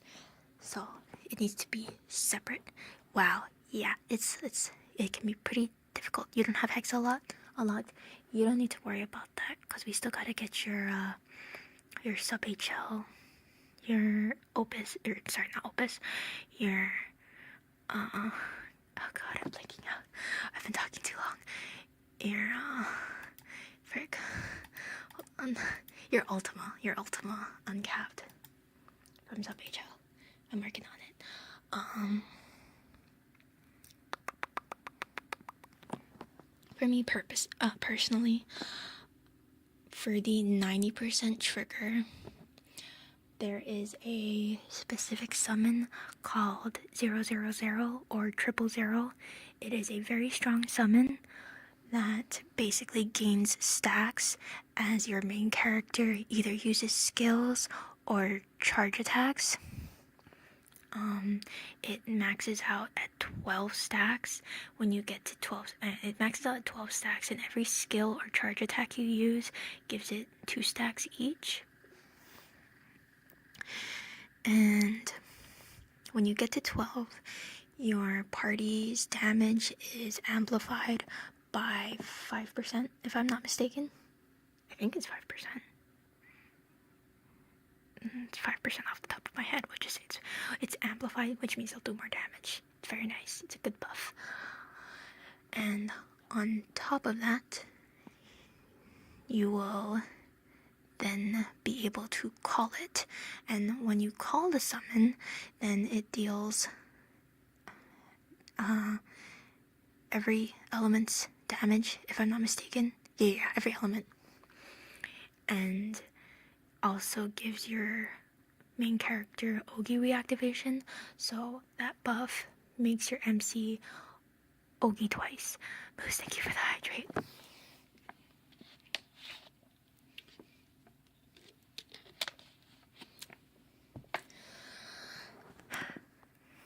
And that summon is good because it can give you some extra damage instances. If your summon damage is high enough, then it'll count as the 2 million. Some people also use Bahamut. I don't have my Bahamut fully uncapped, so I can't do that. But 000 works fine for me. And then at 70%, what I do is that I then call Bubs, because he'll be max stacks by then. I call Bubs for his debuff that makes you do more damage to the enemy, which means that all of the skill damage, etc. that they do will probably deal like 2 million damage too. So that's how I deal 2 million damage 12 times. And then 50% is a really hard one because you have to deal 2 million damage 15 times. And to do that, I have to press my emergency button. And the emergency button is 000 for the second time. Because the second time that you summon 000, it will clear any clearable omen. And that's what I need. So press that button, and then that's 90%, 70%, 50% done. The only problem with this is that some people are really, really strong, and when you are in a raid with 5 other really, really strong people, sometimes you can't take enough turns to lower their summon cooldown before you can use it. And if that happens, I may not have my summons ready in time. So that can make it a little bit difficult. Usually that doesn't happen to me. If you don't clear it, then if you don't clear 1, then he gains some buffs or something like that. I don't remember. If you don't clear 2, then he gains like even more buffs or something like that. If you don't clear any of those 3 omens, then he kills you. He wipes your party. You're dead. So you need to clear them. They're very important. You have 2 000s. Good. Do you want to use one to uncap the other because you only need 1 copy? I think you can only use 1 copy anyway in your grid. You're not allowed to have 2 of the same one. Just like you're not allowed to have 2 of the same pubs. When I started Granblue Fantasy, how long did it take me to figure out everything in the percentage? I don't do math in Granblue. I'm a more casual player. The 90%, 70%, 50% that I'm talking about are triggers, and those triggers, I think they should show up if you click on them. They should show you what the next trigger is, I think. Maybe. Possibly? I'm not sure. But you can also just look at the wiki. The wiki will tell you how to prepare for it. Random question, how bad is the power creep? Are old units still relevant? It is an almost 11-year-old game, so old units usually aren't still relevant. What Granblue Fantasy does is they will give older units uncaps to make them stronger. They will rebalance some units to update their kits. They will sometimes, certain raids will drop where all of a sudden an older unit can be decent, but for the most part though, it is the usual, these seasonal characters are really strong, things like that. Limited characters are really good. There are some cases where standard characters are very good though. And when you are just starting out, older characters can still be perfectly powerful. Angel Steps, thank you so much for the raid. Hello raiders, how was your stream? I'm assuming you guys were doing ASMR. I hope you had a lovely, comfortable stream. Right now, I am rambling about a gacha game. I am teaching chat about Granblue Fantasy. We're just chilling. We've been going for almost 2 hours. I hope you had a fun time. If you have to get some rest, get yourself something to eat, please feel free. Hello raiders, if you guys haven't been here before, I am Jen. Right now I am over-explaining and rambling about various things. First I was teaching chat how to open a water bottle, and that took an hour, and now I am teaching chat about how to do an endgame raid in Granblue Fantasy, the gacha game. Granblue Fantasy, that's right. I am the captain of a A-tier crew, or we're almost certainly going to be A-tier crew. We're kind of full right now, though. I'm pretty sure we're full. But we'll almost certainly be streaming around Guild Wars again. It'll be great. I gotta update that thing, because we're almost certainly going to be A-tier. A lot of people are active right now. But anyways, fellas, make sure you guys go give them a follow. Angel Steps, if you have to go get some rest, please do so. We're really just vibing. I've been talking nonstop for almost 2 hours. I'm out of breath. You like endgame raid explanation? Very descriptive. Yeah, it's a lot, and we're only just starting out.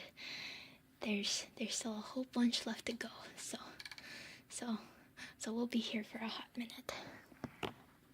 Okay. But I was explaining about one of the endgame raids, Hexachromatic Hierarch in Granblue Fantasy. Where did I leave off? 97%, 70%, 50%. I talked about the 40% thing. Okay, but the general raid mechanics is that every 20% of the raid until you reach 40, so there's basically 3 different phases where there will be 2 dragons that you're up against of specific elements, so dark and light, and then the next 20% could be fire and wind, and then the next 20% could be earth and water. It's randomized, so you need to be prepared, and each of those dragons requires you to deal specific omens. You last mentioned the wiper not clearing the omens. Yeah, make sure you clear the omens, or else. What was I saying? Oh god, what was I saying? 20%. Okay, so for example, if you are up against the light and dark dragon, you will need to deal debuffs, or you'll need to deal, or you'll need to click 5 of your skills. So you want to save your skills in advance to get ready for that omen. And you'll want to make sure that you're able to debuff. If you cannot debuff, if you cannot clear the omen, then basically what it does is it deals damage to you, and then it also raises its stacks. It can also like debuff you. Certain ones will lower your attack, certain ones will lower your triple attack rate, and that's really bad because, you know, the Earth Dragon requires you to deal triple attacks.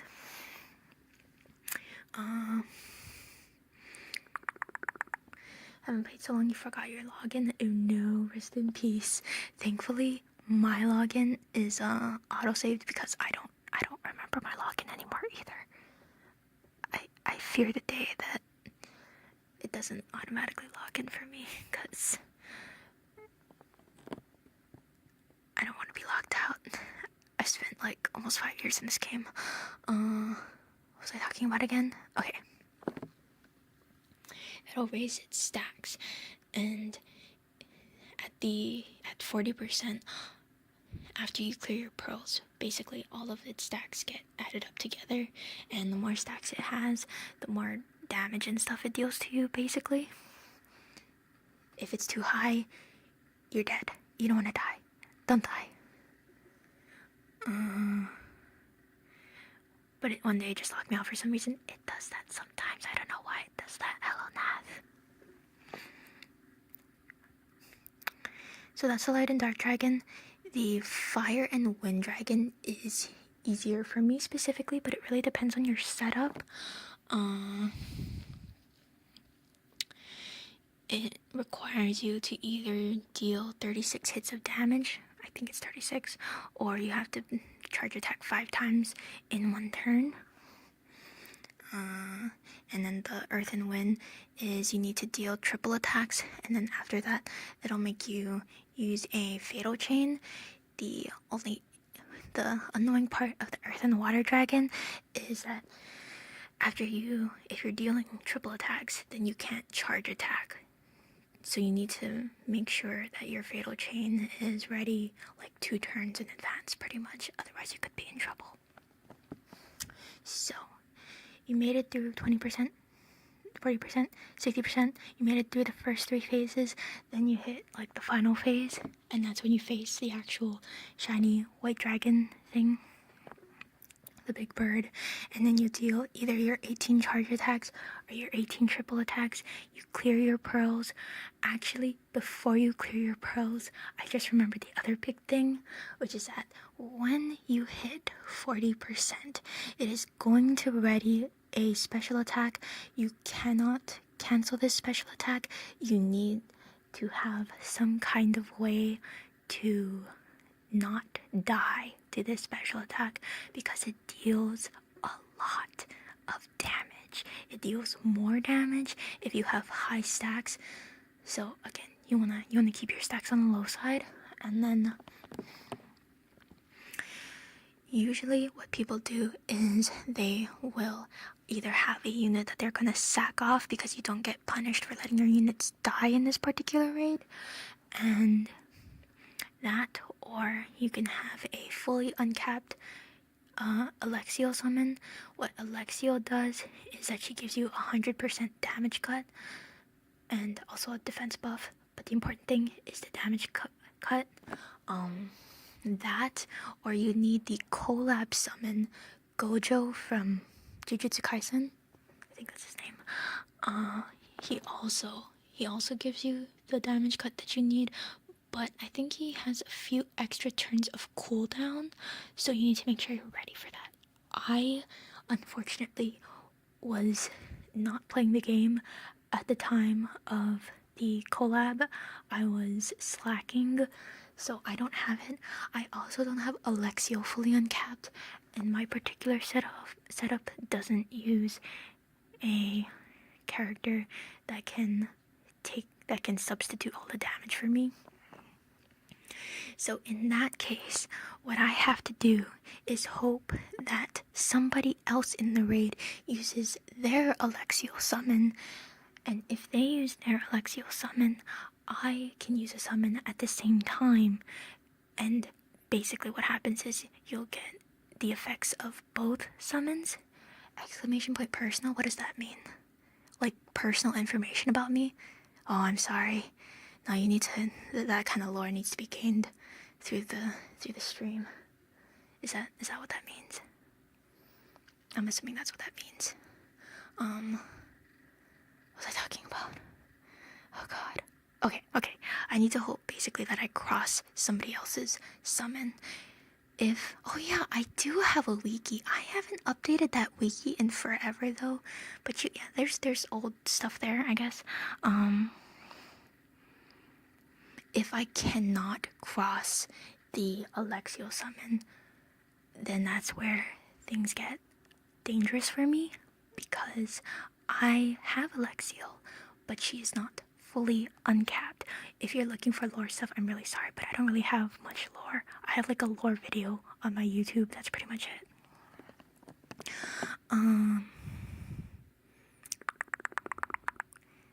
Okay.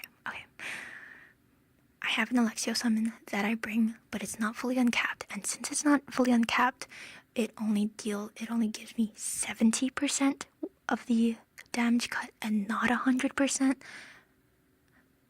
and the defense buff.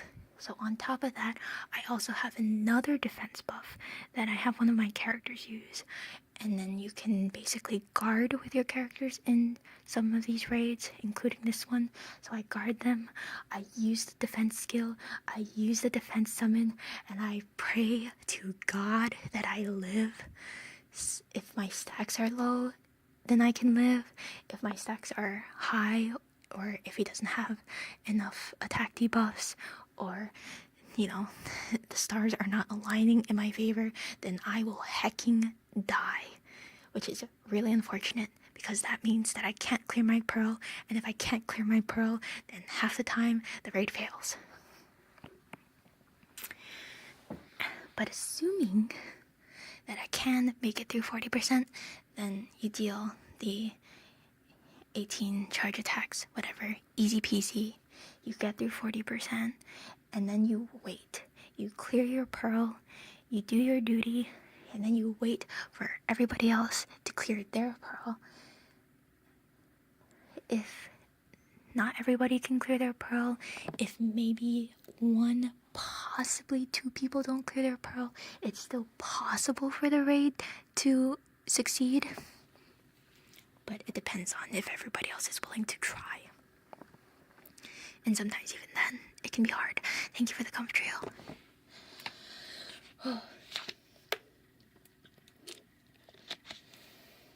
So, after 40%, he throws different omens at you.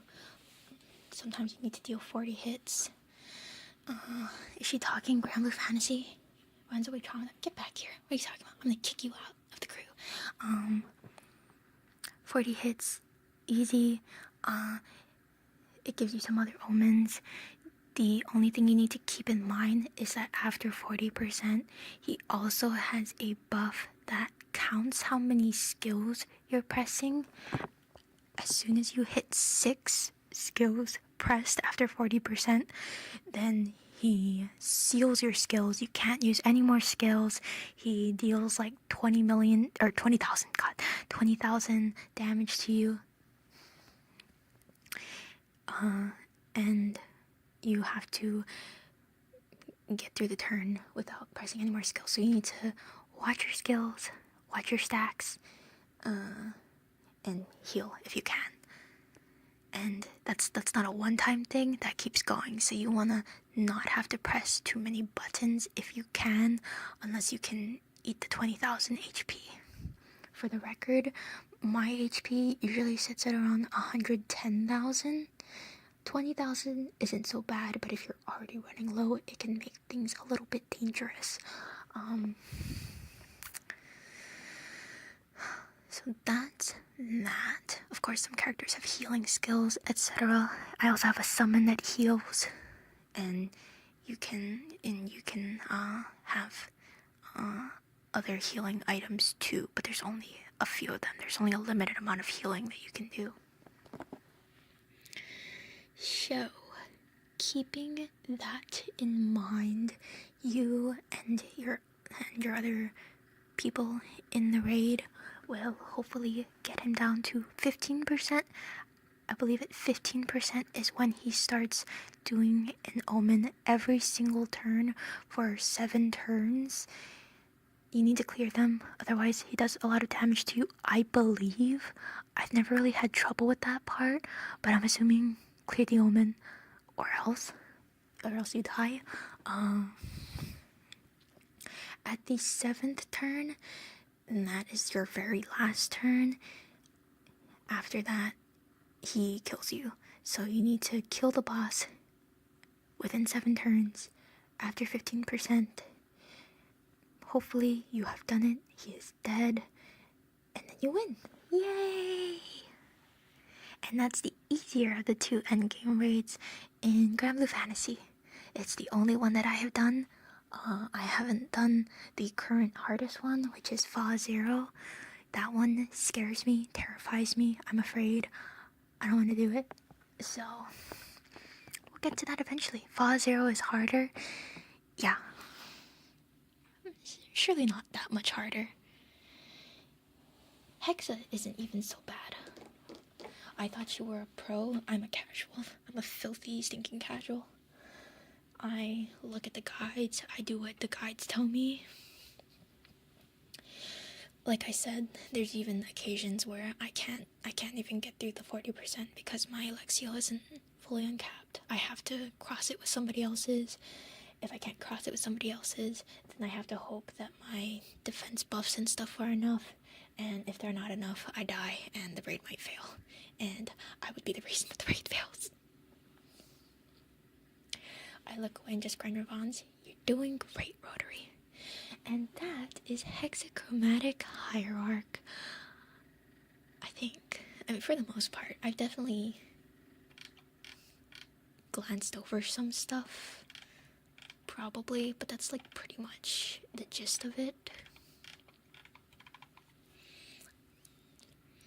I heard Fire was so bad, Granblue Fantasy had to make it up. The character named Percival. Percival has been a character almost since like the beginning of Granblue, I think. He's from a very, very old series of events. But I know you're joking, or I'm assuming you're joking. Fire's a relatively decent element now. It's extremely fast if you have the right characters and setup. It's one of the fastest elements. How many dingers do you need? What the heck is a dinger? Hello, Ride. I'm not whispering, we're just softly speaking. Softly-ish. I'm a little bit out of breath because I've been talking for 2 hours straight. Mostly. This is definitely the most that I've ever spoken in the span of 2 hours. Oh boy. Schrodinger's. Oh. How many Schrodinger's do you need? I feel like you need less now. I've never really needed 5, but I think 5 is the max. But honestly, I think 3 is a lot. 3's probably good enough for most things. I don't know if rank 250 might need a ton of Schrodinger's. I know you don't play the fighting game, but who would you play if you did? If I played the fighting game, I would either play as 6 or Sandalphon. Is Sandalphon out yet? Because I love both of those characters. I also really like Ladiva. Those are probably my favorite characters. That's specifically speaking only in terms of favorites and not in terms of who I enjoy playing as. I'm really bad at fighting games in general, so it probably doesn't matter anyway. If you need more hosts, let me know, Rotary. I can host.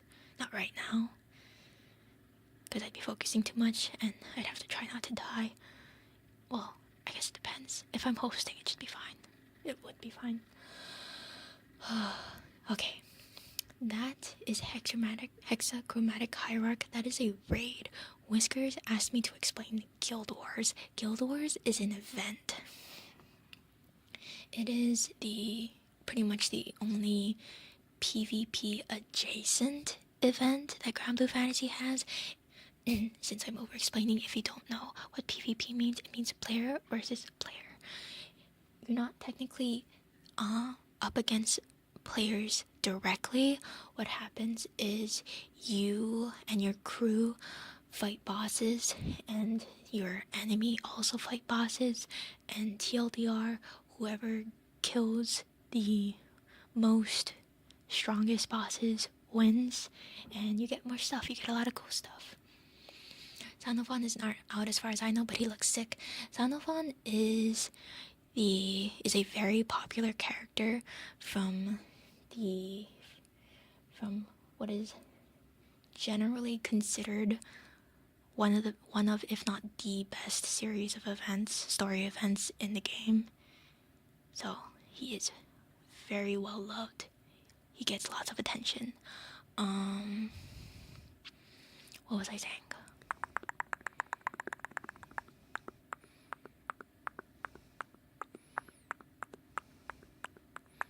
I thought you have to have the most points. Oh yes, but you get the most points by fighting the bosses. I'm just giving the TLDR speak for peoples who haven't played it. He's a gay icon, that's right. Gay icon, iconic angel. What makes the sky blue? That's right. We actually did a reading of What Makes the Sky Blue with ID Lost and Eve way back when. That was like a few years ago though. It is a series of 3 events. Very solid, very good. It is what got me into the game actually. Anyway, Guild Wars. So basically, for every Guild Wars, there is one specific element that you use. We have a Guild War coming up where we will be using water element characters. So a lot of people are building up their water grids and things like that. And we will be fighting a lot of baby bosses to get a high rank, to meet the A tier, and if we meet A tier, then we get a higher tier of rewards.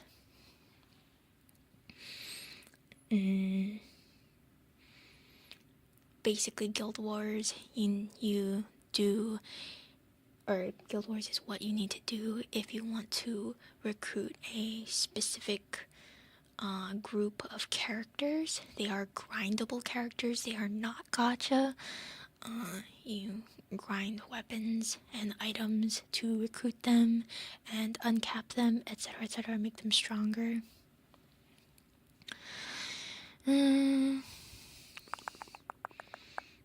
There's different tiers of the harder raids.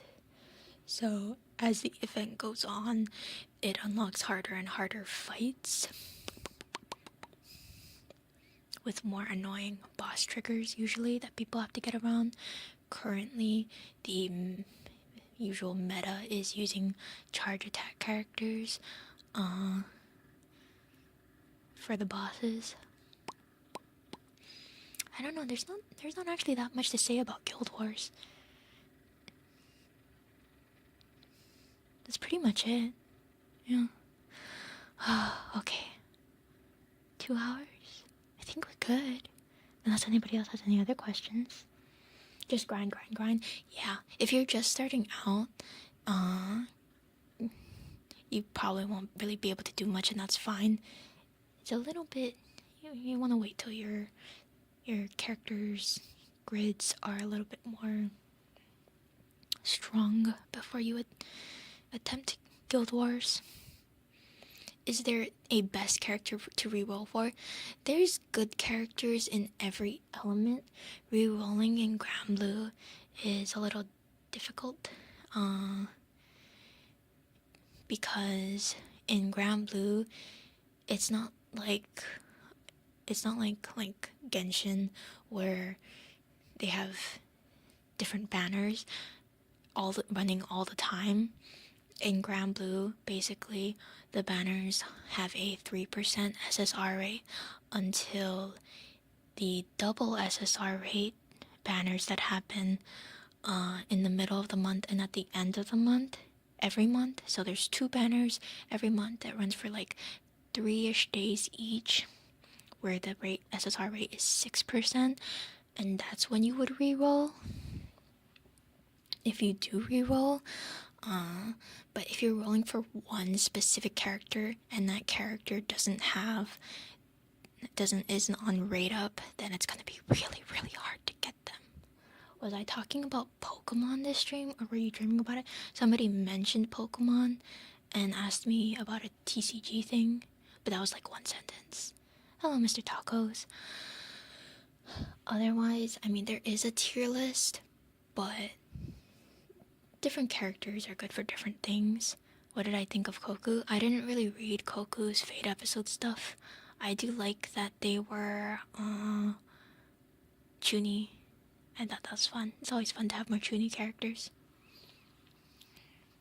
Otherwise, I mostly skimmed their Fate episode things. I don't really pay attention to much Rise of the Beast stuff. I'm traumatized from my Rise of the Beast. Too much RTB. Some of the current really good characters. Let's see, we can take a little look at the tier list.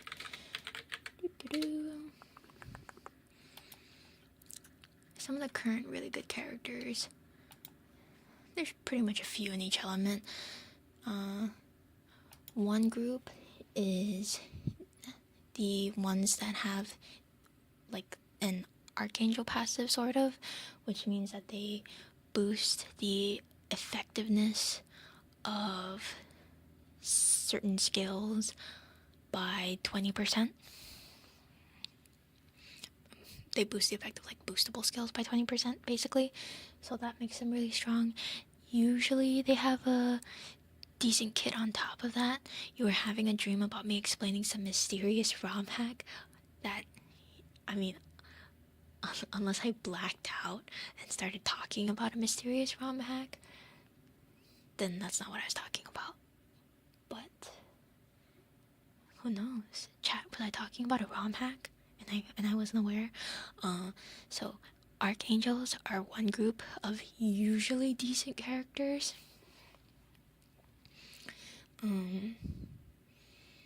Grand characters are also really good. Grand characters are like grand characters are generally better characters with generally better weapons that are sparkable at least once a month. Don't think you were talking about ROMs. Oh, okay, good. I'm not going crazy. They also have characters that are more limited, such as the Zodiac characters that are only available during their year, their Zodiac year, and then they leave the pool, so they're not sparkable at all the next year, and then they come back and they rotate, so they can get a little bit trickier to get them.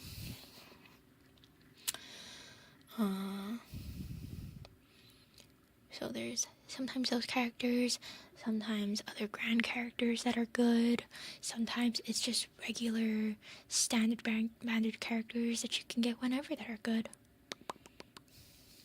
Your dreams are getting crazier lately.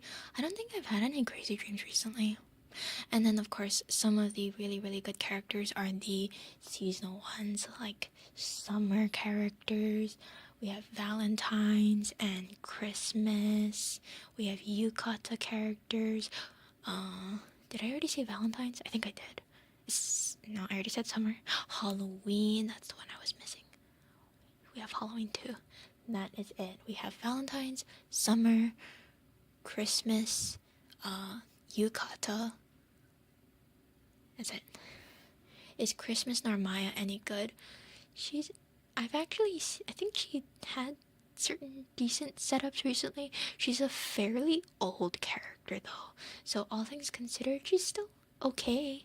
If you're just starting out, she's fine. I think she's from like what?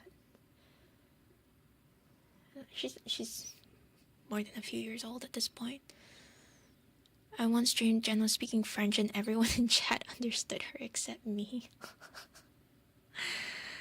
On est du fromage? But yeah, of course you can use your favorite characters, but for harder raids in the game, you really want to use specific characters that can do specific things. When you start out, your grid is the most important thing, but eventually you'll get to a point where your grid is good enough, and then you kind of just want better characters to eke out more damage, or they're more versatile, etc., etc. So power creep is a thing for sure, but Granblue is also considerably more generous than certain other gacha games that shall not be named. So, as long as you're good and you don't toss rolls at random 3% banners, the grid is your weapons and stuff. Yes, your grid is your weapons. You'll also have like a little grid of like summons too. But when people are talking about grids, it's pretty much weapons. Yeah. I think that's it. Anything else? Any questions? Comments? Concerns? Angel's event is really good.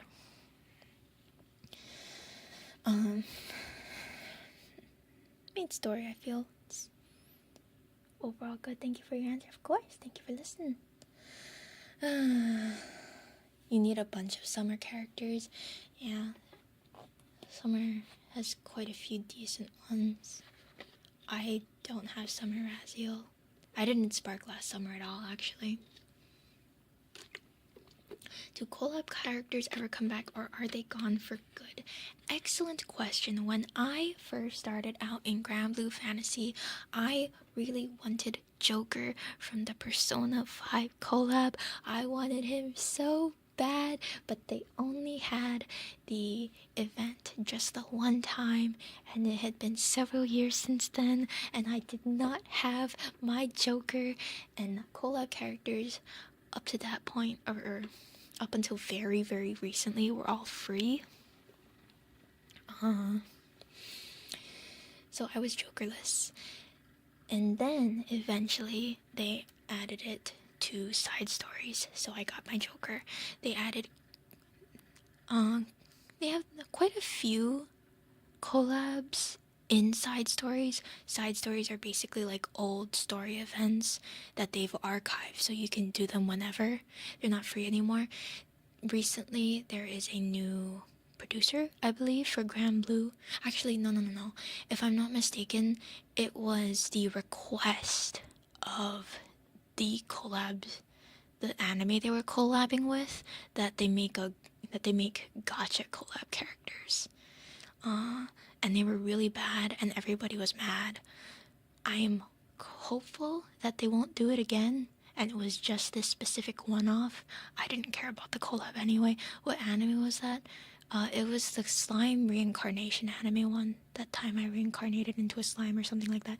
They gave you 3 characters for free, if I'm not mistaken, and then they had 2 other characters that were gacha, but they were really bad anyway. And also it was a 3% banner. It was disgusting. Yeah. Otherwise, most of them are in side stories. I think there's a few that aren't in side stories that they couldn't add to side stories because like they don't have like the permanent rights for it, maybe, question mark? I'm not sure, don't quote me on it. So you can get Lelouch. Yes, you can get Lelouch. You can have Lelouch right now for free. Lelouch, we have Cardcaptor Sakura. What else? What other collabs? They have the Love Live, if you're into the idol girls. Side stories. Collabs. I don't know what this is. Tale of Intersecting Fates? I have no idea. They had a Precon one. They had a Shadowverse collab. I mean, it's all side games. Side M Fantasy, whatever that is.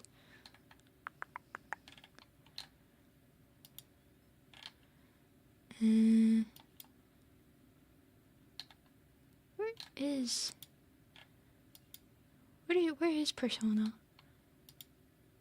I don't know. I don't see it. Am I going crazy? Yeah? I don't know how to work this thing. It wasn't like a temporary rerun, was it? Well, either way, Code Geass is there permanently.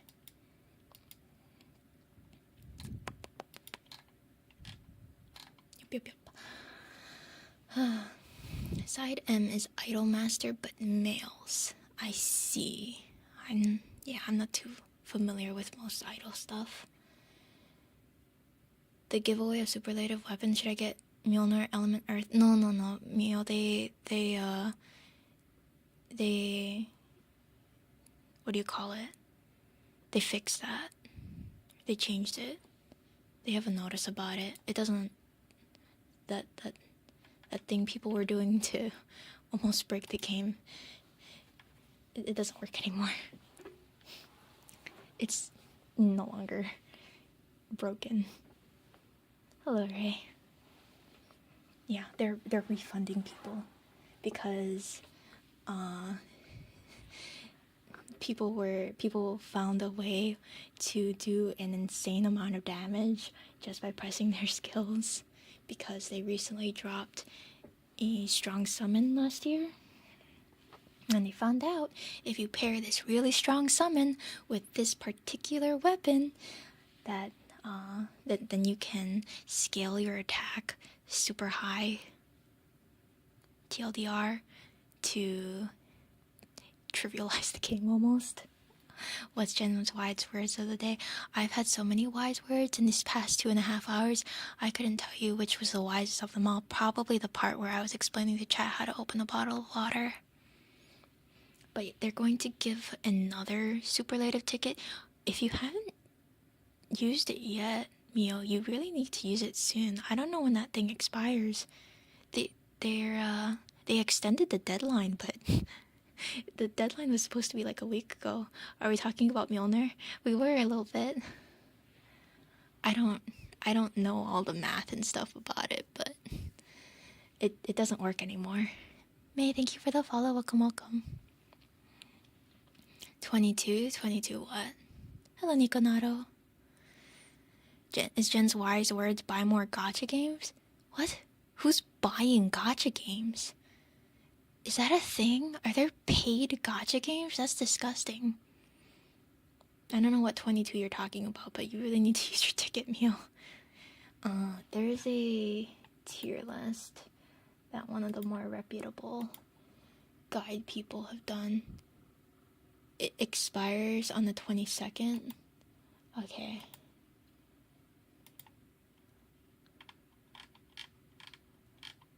You're lucky then. But it was supposed to expire a week ago. Here. There's like a general tier list here that's pretty good. Fire Sky Piercer is super good. The Light Excalibur is good if you do light endgame. The light sword thing is good if you do light and endgame. The water one is good too if you're Veruna and you do water endgame. Yeah. There it is. I think we have 5 more days on the superlative weapons. Okay. They're giving us another ticket on top of that because of the whole fiasco with the Mjolnir thing. There had its fun while it lasted. I saw people talking about how, it's not technically breaking the game, so maybe they won't fix it. That would have been insane if they didn't fix it, because the amount of damage people were doing. Playing the game wouldn't have mattered anymore. They had to, right? People are so silly. No, it's gonna be okay, possibly. But I mean, they refunded people. There's no way it wouldn't have gotten hotfixed, yeah. Yeah, I mean, it was working technically as intended. It wasn't like people were hacking, but increasing the soft damage cap so other weapons can't do it either. Yeah, makes sense. Hey, at least we're getting a ticket out of it. Where is the ticket supposed to be? They haven't given it away yet, as far as I'm aware. The first ticket that they gave away was around winter time, so if you're just logging in now, you probably won't receive it. But if you had it before, then it'll be right on your main page. You'll see superlative ticket trade. Getting it on Monday, nice. I used mine on the light at Ameno. I already have a light Excalibur from the year before.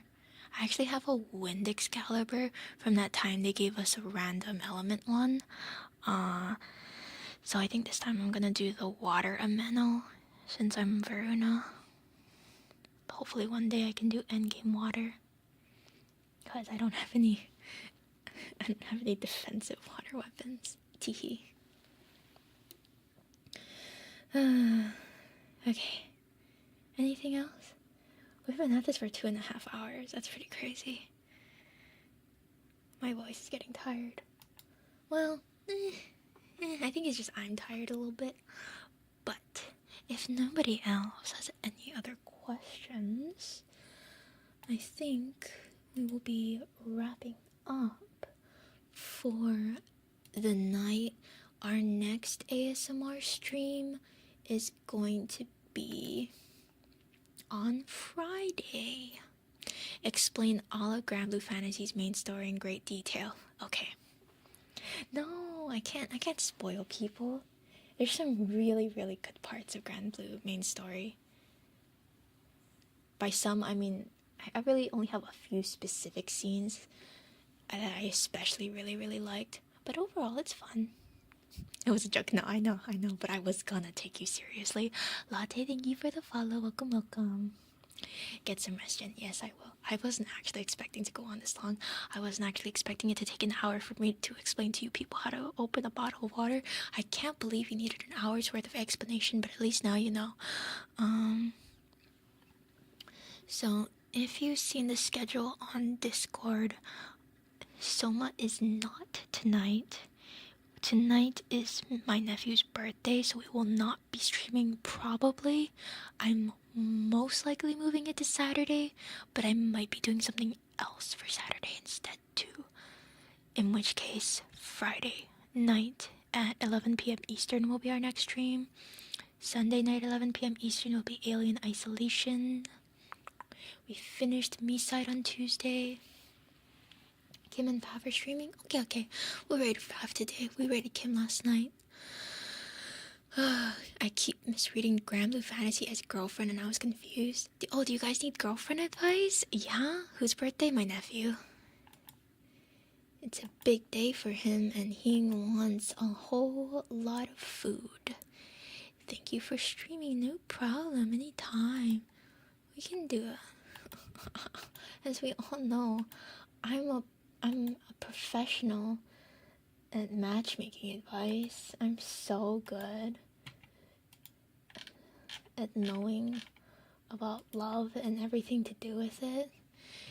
Can we get Jen the girlfriend experience? I don't need the girlfriend experience, excuse me. For what girlfriend? The future girlfriend that you're going to be able to get after I share my brilliant girlfriend advice. That's out there somewhere. I'll have to make something up. Good night.